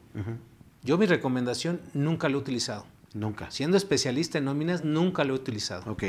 ¿Por qué? Porque es desgastante, es invertirle tiempo, con todo respeto, porque está jalando información que es tecnológica. Oye, pero por ejemplo, digo, en ese entendido, digo... Pero tengo la solución, ¿eh? O sea, Dale. digo, no lo tomo en cuenta eso, tengo la solución porque dices, o sea, a mí en mi experiencia, o sea, los primeros años y subsecuentes, e incluso hasta la fecha, oiga, contador, estos son mis cálculos, pero en el visor me está dando esto. Distinto, claro. Le digo, ¿los tuyos están bien? Sí, a ver, deja revisarlo. Los revisamos y están bien. ¿Y a qué se deben las diferencias con el visor? parte de esto que te estoy comentando. Las sustituciones. La configuración que tenían mal de su sistema de nóminas que la corrigieron después. ¿No? Esa cancelación de recibos que a final de cuentas ellos pensaron que lo cancelaron y no lo cancelaron, sino lo eliminaron. Lo eliminaron en el sistema de nóminas el recibo. Y ya estando timbrado y lo reemplazaron. O sea, tú puedes reemplazar una nómina.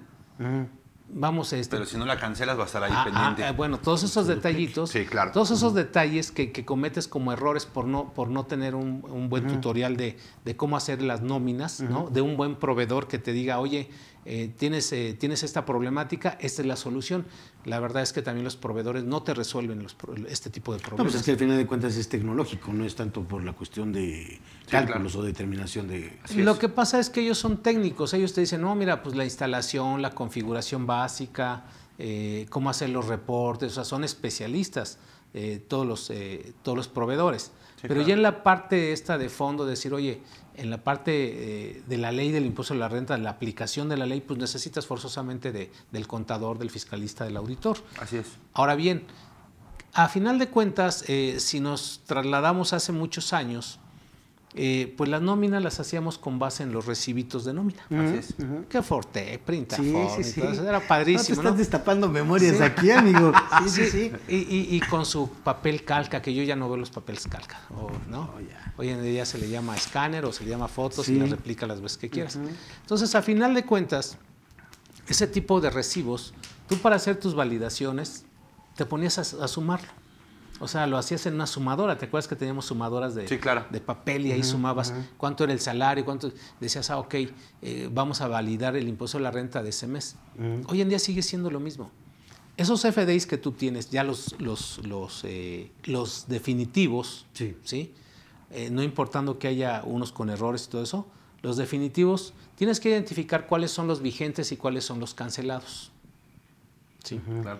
Y muchas veces cuando tú dices, ok, el SAT te da ese filtro, bajas todos los vigentes, no le hagas caso a los cancelados, baja todos los vigentes. Si el año trae 52 semanas y te salen 58 CFDIs, dices, bueno, 52, uno de PTU, uno de aguinaldo, son 54. ¿De dónde están saliendo los otros 4? Empiezas a hacer el análisis, es que esos no están cancelados. O sea, hay muchas formas de validar, pero de entrada cuando tú bajas tus XML, los vigentes, o sea, esto en la práctica lo hacemos.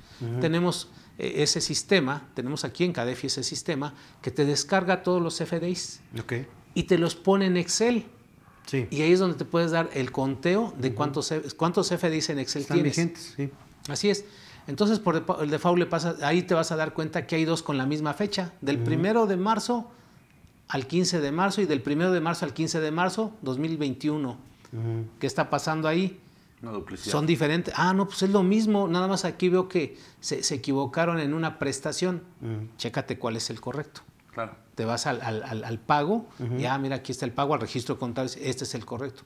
Elimina ese que está erróneo. ¿No? Entonces, hay un procedimiento. Si es una labor que se tiene que hacer. Vamos, cuando utilizas las tecnologías de la información, las herramientas necesarias, la verdad se te facilita, optimizas tiempos y todo, ¿no? Aquí tenemos en CADEFI esa herramienta en que descarga de manera masiva todos los XML vigentes y luego te pasa el filtro y dices, bueno, pues ya identifiqué, ya nos falta que me identifique esos duplicados, que sí se puede ver. Sí se puede ver a través de fórmulas y condicionantes. Entonces, ya cuando dices, ya identifiqué, los quito, esos 4 que estaban duplicados. Ahora sí ya tengo mis 54 recibos, ¿sí? Los buenos. Entonces, ¿qué haces? Le pasas una tabla dinámica, lo cotejas contra tu contabilidad, no te va a coincidir con el visor de nómina, no te va a coincidir con la declaración. Y entonces, ¿qué es lo bueno? Pues lo que yo tengo, lo que yo pagué, lo que tengo en la contabilidad. En todo caso identificas aquellos que tuvieras que cancelar, ¿no? Claro. A lo mejor sin utilizar una cuestión de tabla dinámica para hacerlo un poquito más práctico para nuestros amigos, porque... No, sí es necesaria la tabla dinámica porque tienes que validar esos acumulados de tu tabla dinámica con tu sistema de nóminas y con tu sistema de contabilidad. Decía, por ejemplo, para descartar los que tuviera duplicados por trabajador, por ejemplo, esa condicionante que tú dices, oye, pues yo debo de tener siempre al menos 2 recibos por trabajador. Si ya Juanito Pérez me votó con 3, pues ya sería un poquito más fácil de poder descartarlo. ¿Cuál es el correcto? A lo mejor hasta por la hora. ¿Cuál es el Con una tabla dinámica brinca de volada eso, porque dices, CFDI del mes de enero, de un solo trabajador, 2, y resulta que en otro tiene 3. Sí, dices, Claro. ahí está el problema. Ahí están las diferencias, claro. Sí. Perfecto, listo. A ver, dice René Jiménez Islas. Contador Octavio, contador Juan Carlos, licenciado en contabilidad, Telésforo Ávila. Buenas tardes. Sé que no es tema de hoy. Ojalá me puedan dar su opinión. El pago de intereses a un residente en el extranjero, no sistema financiero, por parte de un residente en México, ¿está sujeto a la retención de ISR? ¿Este pago de intereses al extranjero se puede considerar como importación de servicios, intangible, y determinar el llamado IVA virtual como cuando se importa otro intangible? Saludos. Pues, mira, desde mi punto de vista, no tendría que ser como tal un intangible, digo, salvo tu mejor bajo ¿Es que un interés? No, es puro interés, sí causaría IVA. Desde mi punto de vista, el tema ahí justamente del tema, y sería justamente con el tema del IVA virtual, en donde te lo trasladas y te lo acreditas como tal. Artículo 26 del IVA, si no mal recuerdo. Ok, amigo. No, yo la verdad no soy, me declaro incompetente. Sí sé que son temas definitivamente que no tengo la experiencia. Listo. Y digo, mejor me abstengo. Aquí obviamente valdrá la pena nada más considerar ese pago de intereses. Yo nada más le pediría a René un poquito más de información respecto, por ejemplo, dice, es un residente en el extranjero, no sistema financiero, ¿vale? Obviamente, si yo estoy pagando el concepto como tal de interés, que para esto nos remitiríamos al artículo 8 de la ley del ICR, en el que me dice que va a ser prácticamente, palabras más menos, me dice va a ser cualquier rendimiento que genere independientemente del concepto que le dé lugar. Así ¿no? es. Sí.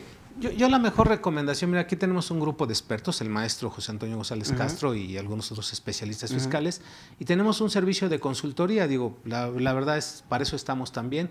¿Por qué no está aquí? Yo le recomiendo mucho a René, pues hable aquí a CADEFI con su ejecutiva y que haga esa solicitud, esa consulta, y pues la verdad va a ser contestada de manera correcta. Y más que nada también conocer esa el fondo realmente. El fondo, porque obviamente también aquí se podría prestar, yo diría, el pago de interés como tal, pues obviamente no va a ser un intangible, está identificado y finalmente habría que tener ahí, no obstante, un contrato precisamente que lo sustente, que lo avale, y nada más definir en un momento dado si fuera, por ejemplo, pensando en una filial o en una subsidiaria del grupo. Si estuviéramos en presencia de eso, obviamente ahí habría que determinar y el monto, la cuantía de los intereses, y que no se considere para efectos del concepto de capitalización delegada, que propiamente esos intereses no sean mayores, lo que yo esté pagando por esos intereses, a 3 veces el capital contable que yo maneje. Habrá que ver las características específicas, pero René, te diríamos, esa parte va a acabar siendo deducible por el concepto como tal de interés. Real, efectivamente, así es. Correcto. Efectivamente. Dice Sol Vázquez, el personal de una persona física pasará a una persona moral. ¿Se tiene que finiquitar o indemnizar? Ahí definitivamente va a depender de cuál es esa causal de la terminación de la relación laboral. ¿Incluso podría aplicar una sustitución patronal, amigo? Desde mi punto de vista, sí se puede. O sea, digo, todo se puede aquí en México, pero hay que hacer el contrato adecuado, donde si realmente, mira, en principio cuando estamos hablando de una persona física puede ser, oye, esa persona física es socio de la empresa, quiere jalarse a los trabajadores, la empresa, hay una razón de negocios para jalar a esos trabajadores. Oye, pues resulta que tú eres socio y ya son tus trabajadores y sí me interesa por la experiencia, por lo que te han dando resultados, sí me interesa absorberlos, ¿no? Pero tu negocio, o sea, ¿qué es una sustitución patronal? Pues es el traslado de los bienes, ¿no? Y del personal también para y los pasivos. De los pasivos, exactamente. Entonces, digo, yo en una cuestión práctica diría indemnízalos. Termina la relación laboral con ellos. Borrón y cuenta nueva. Una borrón y cuenta nueva. Digo, eso es lo más sano, ¿no?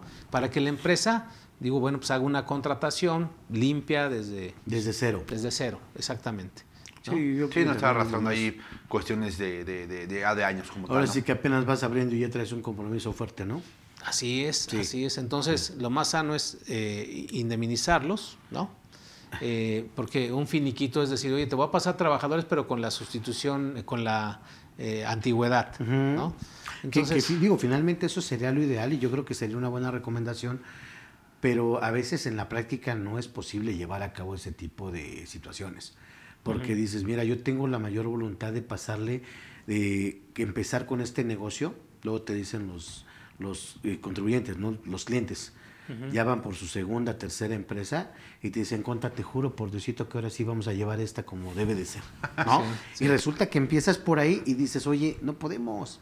¿Por qué? Porque para llevarlo así, para hacer ese borrón y cuenta nueva, necesitamos que liquides a los trabajadores. Claro. Para que no pase, dice, no, pues cuenta, pues de ahí no, ahí ella es el primer impedimento, porque no tenemos como tal esa liquidez para poderles entregar lo que les corresponde. Así es, pero sobre todo hoy en día pesa la razón de negocios.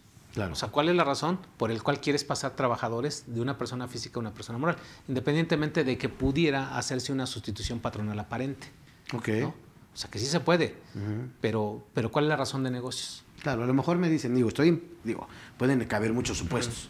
Claro. Son de mi mismo giro. Pero te encuentras con situaciones, por ejemplo, que te dicen, ¿sabes qué? Me tengo que constituir, ahí ya no es tanto que quiera o no, sino que me debo de constituir como una persona moral, porque voy a entrar a licitaciones, concursos, y obviamente lo que me piden es que para concursar como tal, una persona moral y una mercantil. Sí. Entonces dices, oye, ¿ahí cuál sería? Pero la persona moral es un ente jurídico diferente. Diferente, Así claro. es. Entonces ahí entran esos supuestos en que dices, bueno, en el mundo, digamos, de lo teórico, pues lo mejor sí sería poderlos liquidar y empezar de cero con la nueva. Sí, porque el hecho de que, como bien dices tú, el ganar una licitación o ciertas requisitos que me están pidiendo, obligándome a crear una sociedad, una persona moral, justifica. Bueno, pues a final de cuentas no es una razón de negocios el que tú tengas que cumplir esa situación para poder jalarlos a los trabajadores, ¿no? Así es. Inge, nos echamos otra preguntita y después le damos continuidad aquí, por favor. Dice Eder Fabián, buena tarde.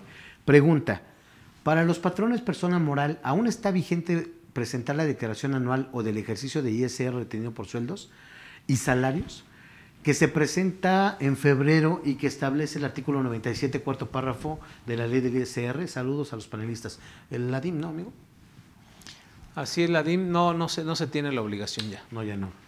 Dice, yes. Licenciados, bendiciones, gracias. Igualmente, duda.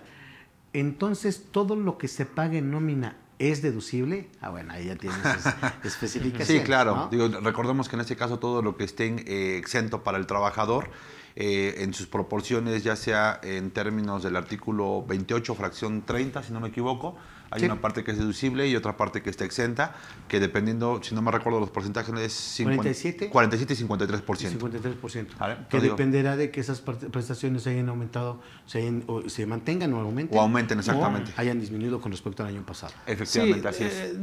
Bueno, eso es importante. Ese es un pedacito de un todo. Así es. Aquí está preguntando Yes que si lo que se paga por nóminas es deducible. Yo le puedo decir, a ver, paso número 1, vamos a meternos ya ahora sí a la parte fiscal. Quiere decir que ya la parte laboral ya supimos cuál es la esencia, ¿no? Que sí cumplimos con todo, hicimos buenos contratos, hicimos nuestros contratos, hicimos desde nuestro pago de nómina, el su CFDI, expediente, la transferencia, vamos a pensar el cheque o lo que no es recomendable, el pago en efectivo, ¿no? Y sus cálculos correctos. Así es. Digo, no es recomendable porque hoy en día pues todo el mundo maneja la tarjeta mínima, ¿no? Que por ahí está en algún banco, ¿no? En los diferentes bancos del gobierno también. Bueno, incluso hasta la parte de la seguridad, ¿no? Así es. Trasladar el dinero en efectivo. Claro. Así es, mira, ya la mayoría de trabajadores, bueno, pues se les invita y se crean. Entonces eso ya de pagar en efectivo es riesgo, no se recomienda, por eso lo pongo en ese orden. Transferencia, cheque o en efectivo. Listo, sí. Ya hice todas las cosas bien en materia laboral, ¿sí? Ahora viene la parte fiscal. Artículo 25 de la Ley del Impuesto a la Renta. Te dice la Ley del Impuesto a la Renta deducciones que podrás deducir los gastos netos. Ahí vienen los salarios, ahí viene el aguinaldo, las vacaciones, la prima vacacional, todas las remuneraciones que tú le hagas, compensaciones, prestaciones de previsión, todo lo que tú le pagues a un trabajador, ahí viene los gastos netos. Listo. ¿Sí? Artículo 25. También viene ahí los pagos a los asimilados. Ahorita lo dejamos ahí. Esa es la fracción lado. ¿Sí? Artículo 25. En el artículo 25, los pagos de las cuotas obrero-patronales. ¿Sí? También ahí viene. Digo, cuando obreras, pues cuando son trabajadores que ganan más de salario mínimo, y obrero-patronales, pues cuando son trabajadores de salario mínimo. ¿Sale? Listo. Entonces ahí ya me está dando ese derecho a que yo pueda deducir todo, un Ok. todo. Pero también viene una fracción que habla del costo de lo vendido. ¿Listo? Ahí también puedo meter en algunos sectores, algunos Sí. gremios, como costo de lo vendido, la mano de obra. Que es precisamente Claro. de las segregaciones que Así vamos es. a empezar a hacer de esa masa global que yo Así es. comentaba al principio. Así vamos es. a identificar que se va no propiamente como sueldo y salario, Como sino gasto, como parte ¿no? del costo. Así es. De parte del costo, amigo. Así es. ¿Estamos de acuerdo? Sí, o sea, qué parte se va a gasto y qué parte realmente se va al tema del costo. Entonces, de Así entrada ahí están los fundamentos donde me dice, oye, puedes hacer deducible la mano de obra y puedes hacer deducible los salarios. Y entiéndose por mano de obra también, pues todo lo que son las remuneraciones para el trabajador, por la prestación de servicios. Y luego ya vienen los requisitos para hacer deducible esa mano de obra o esos sueldos y salarios con todas sus demás remuneraciones. Ok. Y dentro de los requisitos te dice que sean gastos estrictamente indispensables. Por eso digo, a lo mejor la deducibilidad, la parte proporcional, eso es lo de menos, es una conciliación y al final lo sacas del ajuste anual, ahí viene la parte exenta, multiplícalo por el 53 y eso es no deducible. Ajá. ¿Sí? Pero eso es lo menos. Lo que tienes que cuidar es en el fondo, es esta La parte. estrictamente indispensable. El estrictamente indispensable. Oye, ¿es estrictamente indispensable que hayas contratado a ese trabajador? Sí, palomita. Le pagaste, cuando su importe era mayor a 2,000 pesos, ¿le pagaste con cheque, transferencia, tarjeta de crédito? Sí, no utilizo el efectivo. Palomita. ¿Lo registraste en tu contabilidad todas las remuneraciones que les pagaste? Sí, otra palomita. Ok. Ok. ¿Cumpliste con todos los requisitos que se establecen en el artículo 99 de la Ley del Impuesto a la Renta en materia de obligaciones del patrón fiscales, capítulo 1 del título 4? A ver, ¿cuáles son esas? ¿Retuviste el impuesto correctamente cada mes? Enteraste. Lo Sí. enteraste. Sí, palomita. Entregaste ¿Hiciste el el cálculo subsidio. del ajuste anual? Sí, palomita. ¿Generaste el comprobante fiscal por cada pago en tiempo y forma? ¿Con base en la guía de llenado? Sí, palomita. A ver, hay un paréntesis. Todo esto es amigo. para hacerlo deducible. Con uno que tengas un tache, no deducible. Un paréntesis, iba precisamente a eso. Paréntesis. ¿Cuánto tiempo? Porque obviamente tenemos también, dependiendo del número de trabajadores que yo tenga, tengo el plazo en un momento dado para poder timbrar mi nómina. ¿Listo? Sí. Vamos a pensar, estoy en un rango de 1 a 50 trabajadores, pero la timbro al séptimo día, literal. Sí, nada más tienes 1 o 2 días, ¿no? Máximo. Dices, oye, De gracia. ¿serían no deducible esa nómina? Cumplí con todos los requisitos, ¿eh? Pagué mis cuotas de seguro social, toda la carga social, simplemente Todo lo laboral timbré, que platicamos. Todo lo laboral, todo, Sí. ¿no? Hasta sus apuntes de historia le pedí al trabajador para que esté bien machado. Pero lo timbré a destiempo. ¿Sería no deducible? Te lo voy a complicar más. Dale. Toda la nómina del 2021 no la he timbrado al día de hoy. ¿Listo? Y la timbro ayer. Y la quiero timbrar en esta semana. Sí. Y la timbramos. No estoy hablando de un día ni de dos, estoy hablando de Sí. un año. Sí. ¿Sería deducible? Sí. Sí. Sí, claro, la autoridad te va a decir que no. Ok. Pero ¿qué pesa más? El fondo. Pues el fondo. Claro, por supuesto. Sí, porque Sí. cumples con Se todos los dio todo. elementos. La razón de negocios. Y cumples con todos los elementos de los Ese requisitos. es temporáneo. Así es. Es que precisamente por Sí. el comentario que no decías lo tú ahorita- recomiendo. E incluso yo, Ah, no, no, por yo, no, supuesto, yo no lo no. recomiendo. Digo, no te ganes un problema. Digo, para eso está la capacitación incluso y la prevención. No la somos, prevención sobre no todo. somos corrección, somos prevención.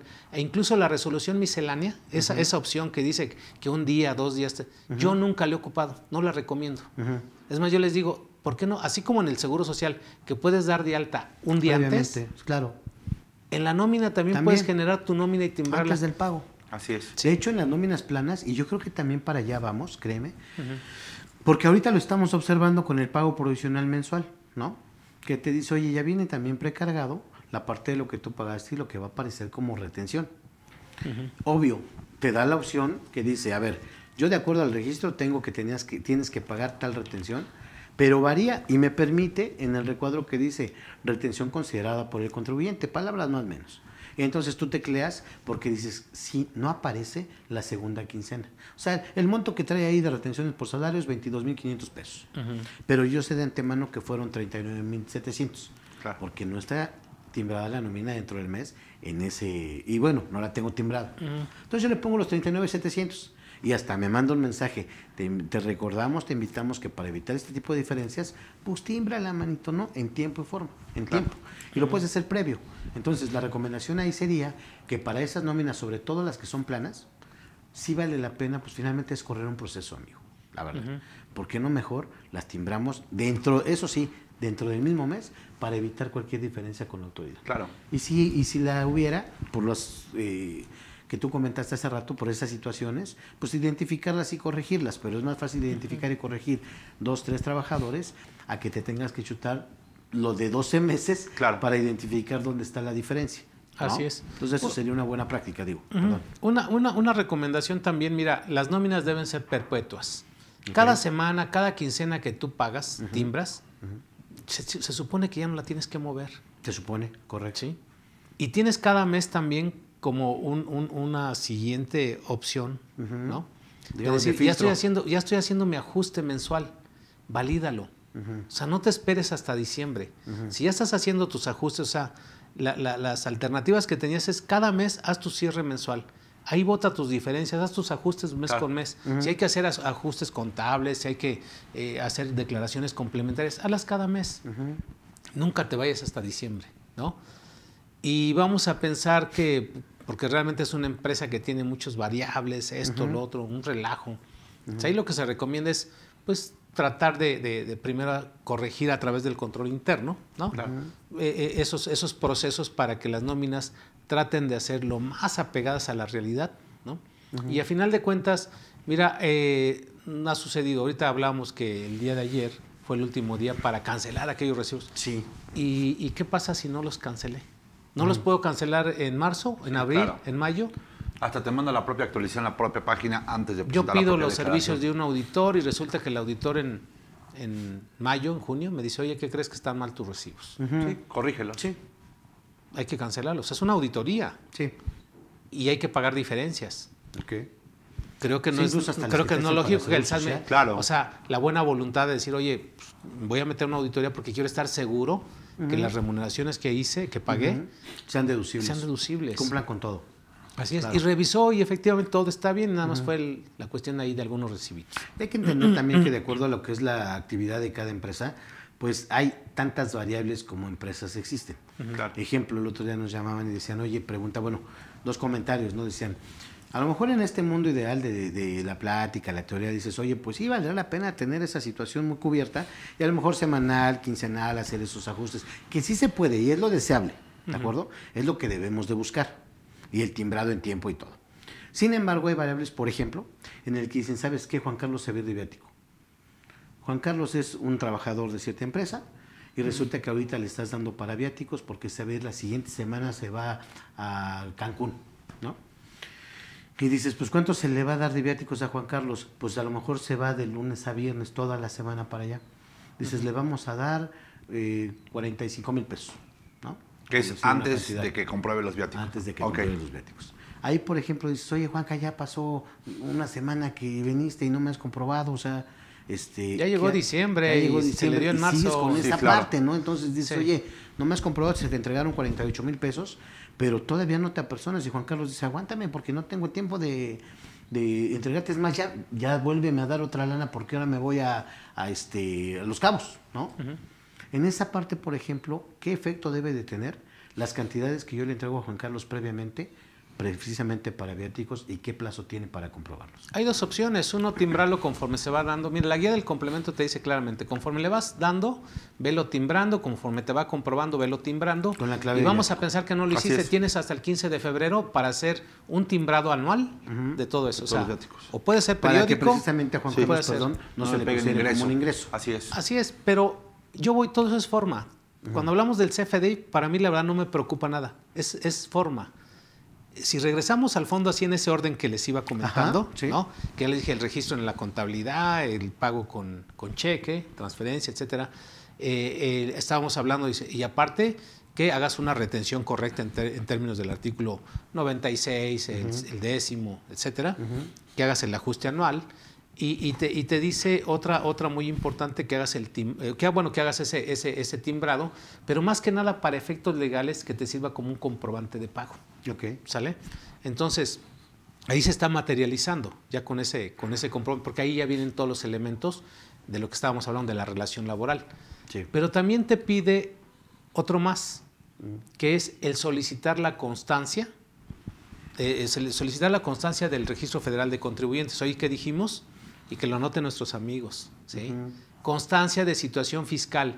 Todas las empresas, personas físicas o personas morales que contraten trabajadores o que tengan trabajadores, deben tener una constancia de situación fiscal. Oye, ¿cómo le hago para tener esa constancia? Pues tus trabajadores deben, número uno, o tener una contraseña o tener una firma electrónica. Tal cual. ¿Sí? Hablábamos hoy en una empresa, todos son trabajadores, son trabajadores de nivel medio, ¿no? Entonces, por el nivel y todo eso, realmente se les invitó a que todos deben tener una firma electrónica, una fiel.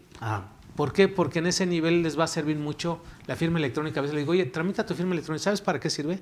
¿No? Para que te registres en el escritorio virtual del IMSS y ahí conozcas tu clínica y saques tus atenciones médicas y todo. O sea, tiene una utilidad más allá de lo que nos imaginamos. Incluso en el caso de saldos a favor, pues también solicitar la devolución.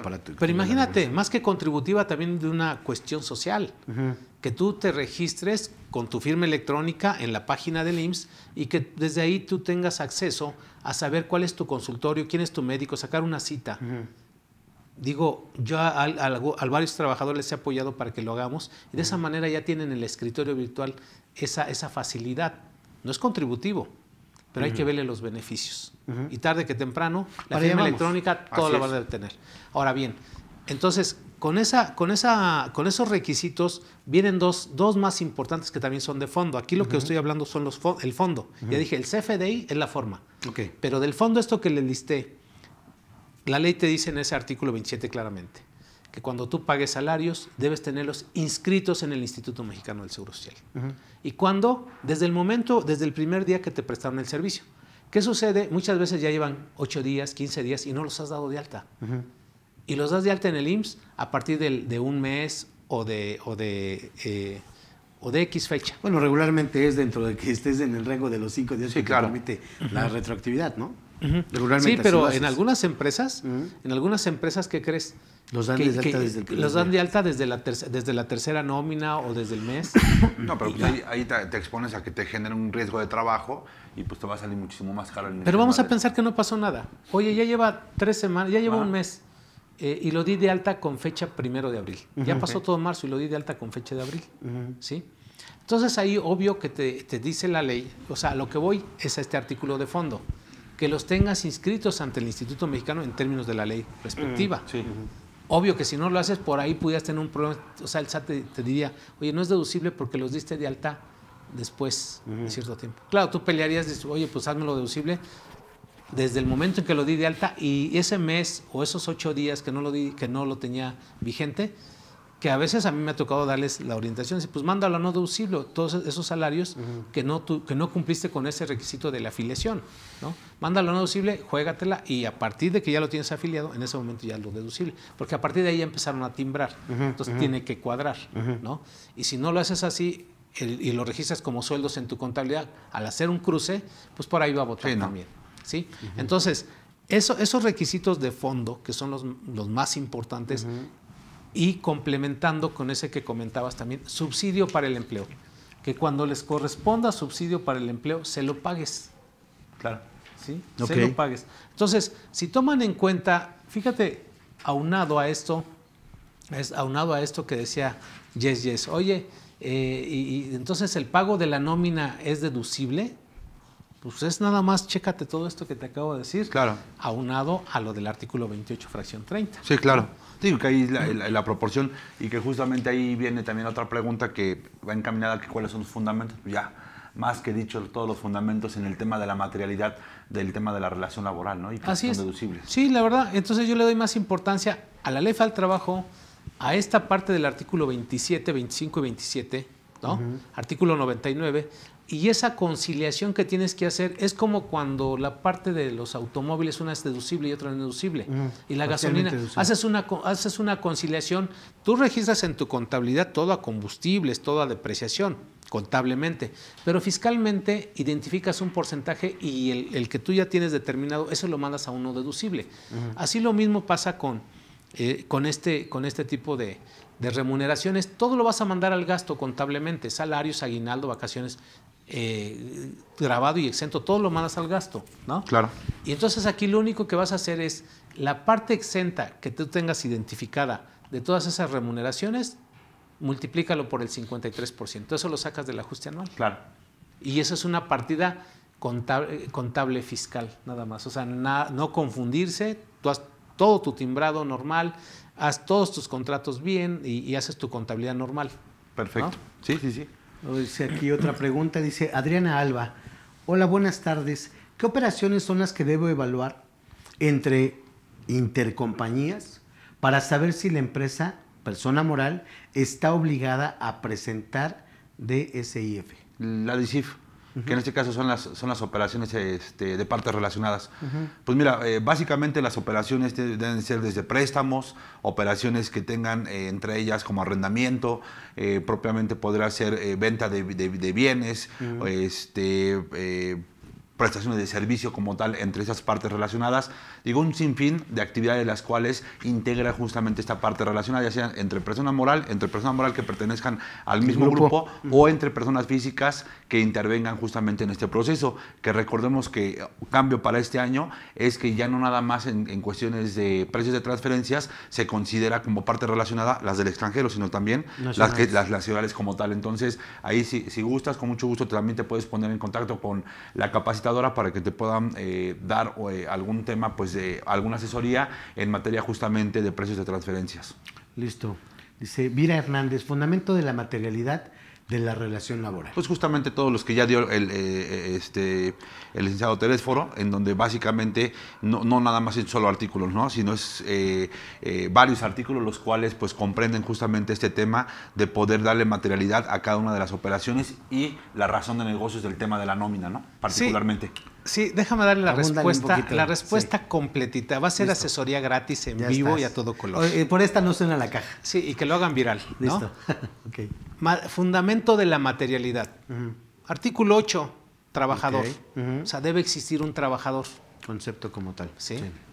Y ese trabajador hay una definición, ¿no? Aquella persona física Sí. que presta un servicio personal subordinado.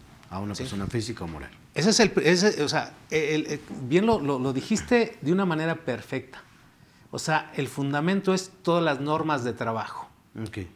O sea, la ley federal del trabajo como tal. Y por eso les decía, el artículo 8 es que existe el trabajador, es materialidad. Que existe el patrón, pero en su esencia, ¿qué es el patrón, no? Pues aquel que sí está utilizando los servicios del trabajador. ¿Sí?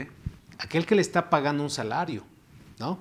Entonces, la materialidad te lo da el artículo 8, el artículo 10. Patrón. ¿Sí? El artículo 82, que es salario.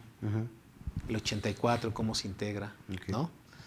Y viene el artículo 35, 36 de la relación laboral, o sea, de la elaboración, bueno, los tipos de relación laboral.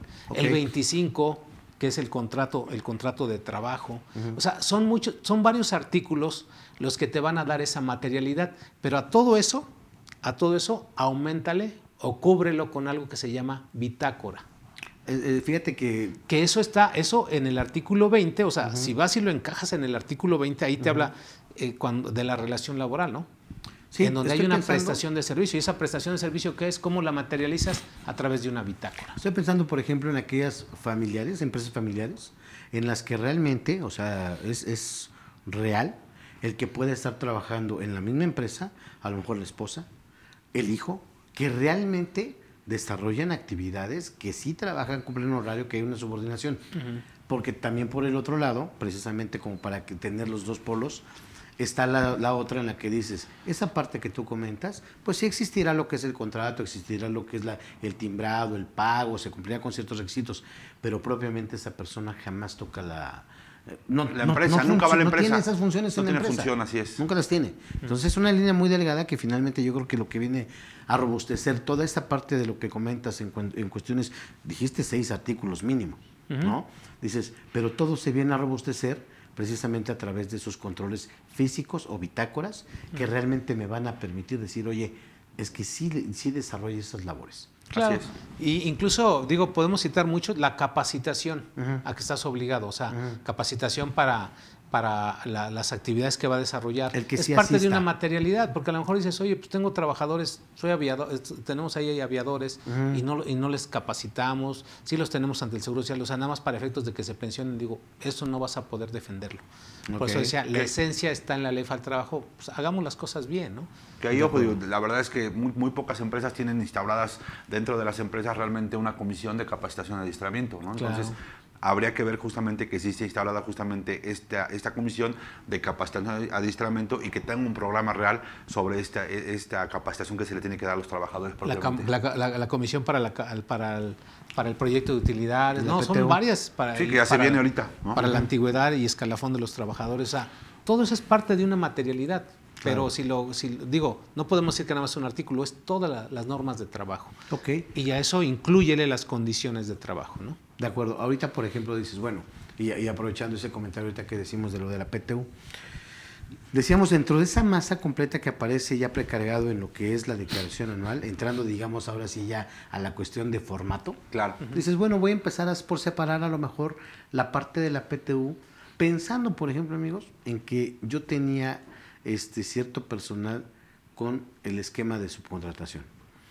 ¿Qué comentarios les merece el hecho de que para esta declaración 2021, qué debería yo hacer con esa PTU que voy a calcular para este 2022 de 2021? Primero. Y en un momento dado, en ese formato que ya viene precargado, ¿tengo que hacer alguna situación en cuanto al desglose, el quitarlo del formato, no considerarlo como parte de lo que son los sueldos, o qué tendría que hacer para la declaración anual 2021? ¿Quieres que le comente? Sí. Ok. Bueno, pues particularmente yo creo que aquí hay dos cuestiones interesantes. Uno, que se tienen que pagar desde mi punto de vista, dos PTU en este caso, una por la empresa que tiene la subcontratación y otro por la empresa, porque son dos relaciones de trabajo distintas. Sí, la tuya la empezaste a partir de mayo para acá. Exactamente, digamos, ¿no? Y la otra, que obviamente que se dio de enero a mayo justamente, que fue cuando se tuvo la propia relación. Aquí hay dos puntos importantes nada más para considerarse. Uno, que el esquema del cálculo, desde mi punto de vista, no se modificó. Simplemente se topó y hay nuevos topes para poder determinar una PTU, que son justamente los que platicábamos el día de ayer. Que uno, o son 3 veces el promedio de las últimas 3 PTUs que se están generando, o la otra nada más, digo, si no mal recuerdo, es el tema de son las últimas tres PTU entregadas, y la otra, no recuerdo ahorita cuál es la otra variable que se tiene. Sí, la otra variable que se tiene para el tema de la PTU, pero el cálculo sigue siendo exactamente el mismo y vaya, al final del día, no hay modificación. Son uno de 3 meses, 3 meses de su salario. Es el promedio, exactamente. Sí. Y ahorita ese es el tope, de hasta 3 meses. Exactamente, el tope. Y el otro es el promedio de los últimos 3 años que le pagaron. Exactamente, así es. Exactamente. Son los 3 últimos salarios como tal, o el promedio, ¿no? Como bien comentas. Así es. Yo ojalá que nos podamos reunir para una charla de la PTU. Digo, es algo muy interesante. Sí, claro. Porque, mira, ya hubo por ahí una plática del señor Salafranca, de Luisa María Alcalde, en donde ya dieron a comentar esta parte, que está muy interesante, pero eso es la parte de la autoridad, hay que ver cómo lo vamos a nosotros a manejar, ¿no? De acuerdo. Entonces, creo que sí, ahorita para este tema que estamos hablando de la deducibilidad en la declaración, y sigo insistiendo, la declaración anual de la persona moral o de la persona física es forma. Es una informativa. Y insisto, ¿qué es lo que va a pesar más? Todo lo que tú hiciste en tu empresa. Que si allá viene cargada mal la PTU, que si viene cargada, quítala y ponle ahí lo que debe ser. Lo que ya no te deja hacer la modificación a menos de que vuelvas a retimbrar, ¿no? Bueno, si lo quieres hacer desde el origen, sí. Pero, por ejemplo, sí te menciona ahí otros conceptos que consideras con pago de sueldos y no deducibles, por ejemplo. Como en el pago provisional, nos permitió ahí hacer la manipulación, y tarde que temprano uno los tiene que permitir. Digo, si no, mira, ¿por qué lo hicieron? Porque si no te deja en estado de indefensión. Imagínate que nos hubieran puesto ese candado. Sí, claro. En automático dices, no la presento. No, pero además, la verdad es que sí lo pusieron, pero no como uno hubiera deseado. Claro, porque estamos en una etapa de... Con la clara, ¿no? Con la preparación, de adecuación, exactamente. Y lo mismo va a ser con esta... Digo, esto no es nuevo, ya ha venido precargadas las declaraciones. Entonces, y hasta ahorita, hasta la fecha, creo que nos ha dado esa opción de irla modificando, ¿no? Entonces, espero que no sea la excepción ahorita, en este... Que por el cambio de la PTU es lo de menos. Digamos que ahorita como una recomendación a partir de ese valor total que ya trae precargado, no se trata nada más de decir, por ejemplo, en que como es una cuestión de forma, pues yo lo pueda mandar así a como se precargó y decir, bueno, al final de cuentas va a tener el impacto en la deducibilidad. No, aquí se tiene que reflejar de ese gran total qué correspondería en un momento dado que no es deducible, por ejemplo, separo la PTU. Claro. Es que esto lo pongo aparte, me va a disminuir esa base. De hecho, cuando tú haces esos movimientos, también dices, bueno, de aquí me voy a llevar una cantidad al costo. Por ejemplo, tengo un total de pago de nómina que digo son 19 millones de pesos, entre 85 personas, más o menos. Dices, bueno, de eso, ¿cuánto pagué de PTU? ¿No? 3 millones y medio, a eso lo pongo aparte. ¿Cuánto de eso me estoy llevando realmente como parte del costo? Lo que yo pagué por sueldos, pero por el costo. 7 millones. Lo separa. En el momento en el que tú separas esa cantidad, te dice, se estarán recalculando las bases por las cantidades que estás modificando, ¿no? Y obviamente ya cuando te sales de ese apartado y empiezas a detallar cuánto se va de PTU, cuánto se va de parte del costo, etcétera, entonces ya te queda que el gasto como tal, sueldos y salarios, ya independientemente de que una parte sea exenta o grabada, ya te queda, por ejemplo, aquí en mi ejemplo te diría, a lo mejor ya me acabó quedando, de los 19 millones, me quedaron en 8. Porque ya lo más lo identificaste, lo demás. Pero al menos ya identificas exactamente cuánto es lo que corresponde por cada concepto. No por el hecho de que ya venga precargada, la voy a mandar de esa manera. Porque en esa masa completa no todo va a ser deducible. Dices tú, Telésforo. Es que no importa, ¿no? Al final de cuentas lo demás es forma. Pero creo que por esto que acabo de comentar, es importante sí identificarlo para que, digamos, cada uno vaya clasificado donde le corresponde. ¿Estamos de acuerdo? Sí, tus papeles de trabajo, correcto, vamos, los vas a seguir haciendo como todos los años, ¿no? Seguramente tú como contador de tus empresas tienes un papel de trabajo que se llama determinación del resultado fiscal, ¿no? Y yo insisto, o sea, se le ha estado dando mucha importancia a algunos temas, o sea, como este caso de la PTU, digo, y con todo respeto, ese es tema de la Ley Federal del Trabajo y se le quiere dar un enfoque fiscal, ¿no? Por toda esta transición y todo. O sea, primero tienes que ver cómo hiciste esa transición de los trabajadores, ¿no? Calcular tu PTU, está la ley, te está diciendo cómo, ¿no? Ahora, en la parte fiscal, pues siempre ha estado la parte de esa PTU que es disminuible, ¿no? En pagos provisionales. En pagos provisionales, exactamente.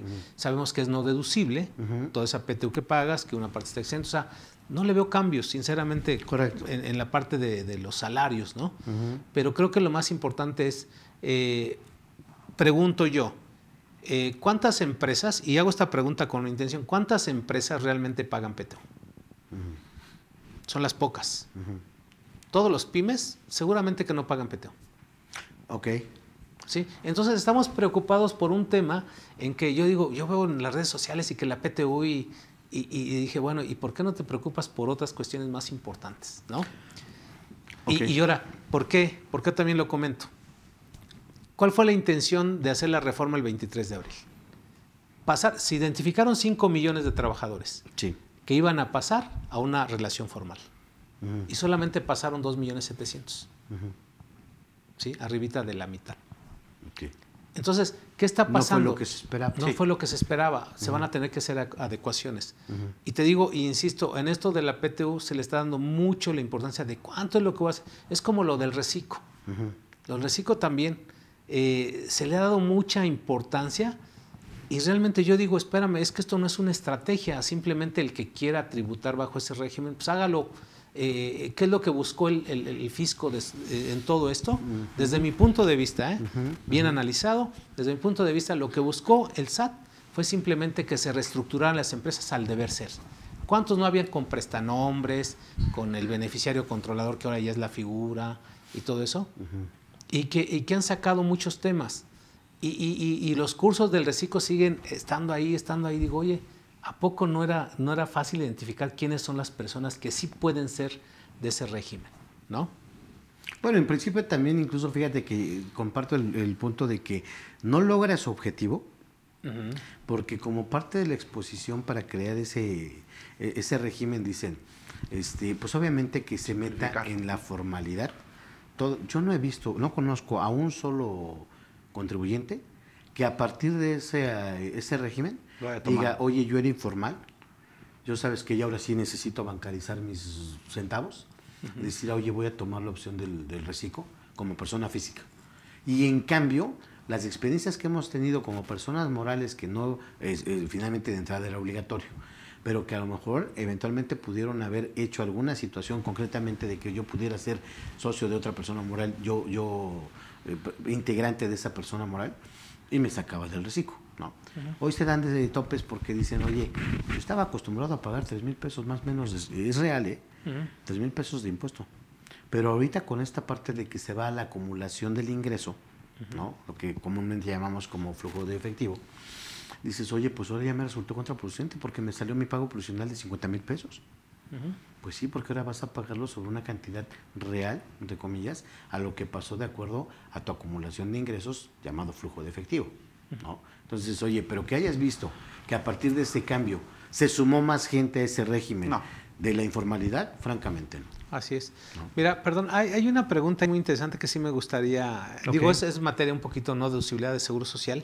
Dice, soy un Guadalupe Huescas, si soy un contribuyente que tenía su domicilio y su centro de trabajo en el Estado de México y voy a realizar cambio de domicilio y centro a la Ciudad de México, el IMSS, en el IMSS me tengo que dar de alta como nuevo patrón, ¿es lo que me indicaron en el IMSS? La respuesta es sí. En cuestiones de registros patronales, te dice claramente la ley del Seguro Social y su reglamento de afiliación y clasificación de empresas, ellos se manejan por entidad o municipio, ¿no? Entonces, ¿qué es la recomendación sobre todo aquí para Guadalupe Huescas? Que venga aquí a la Ciudad de México, haga el registro patronal, vamos a pensar que tiene 20, 40, 200, 20,000 trabajadores. Listo. La recomendación, el tip de oro es, ven aquí a la Ciudad de México con toda la documentación. No existen cambios de domicilio para efectos del Seguro Social. Para efectos de Hacienda, para efectos hacendarios, sí existe el cambio. No, o sea, a ver, ¿no existen cambios de domicilio para efectos de Seguro Social? No existen cambios de domicilio para efectos de Seguro Social, salvo que sean de una entidad o de un municipio. ¿De la misma entidad? De la misma entidad, sí, claro, o del mismo municipio. Sí, claro, sí los existe. Sí, o sea, si yo me voy a cambiar de la colonia del Valle a la colonia El Triunfo, por decirlo así, sí, eso es un cambio de domicilio. Sí, claro. Pero en este caso, para efectos del SAT y para efectos del Seguro Social es un cambio de domicilio. Sí.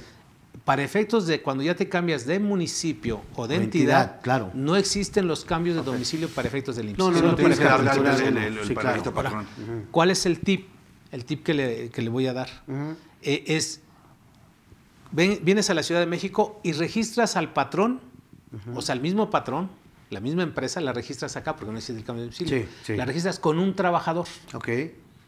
Ya una vez que tienes el registro, entonces jalas a todos los demás trabajadores, porque para no correr el riesgo, no los das de baja, los das de alta a todos los demás trabajadores. Vamos a pensar que son 400. Sí. Ya jalaste uno, te quedan 399. Tienes que dar de alta a los 399. Por acá. Sí.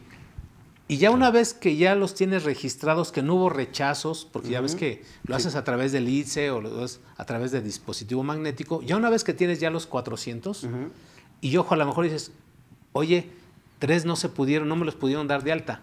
Acá. Es que tienen certificado de incapacidad. Sí, no los puedes mover. No los puedes mover. Claro. Pero vamos a pensar, primer escenario, que todos estaban trabajando, sanitos, activos, todo.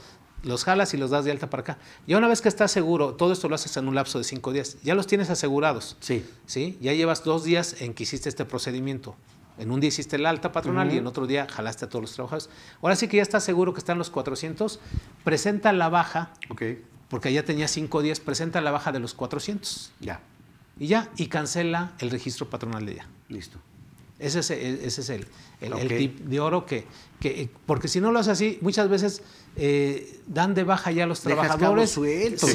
Y entonces se corre un riesgo altísimo de capital constitutivo. Una pregunta ahí, amigo, aprovechando también el comentario. Dices, a ver, se supone que se debe de timbrar desde el domicilio del patrón, ¿estamos de acuerdo?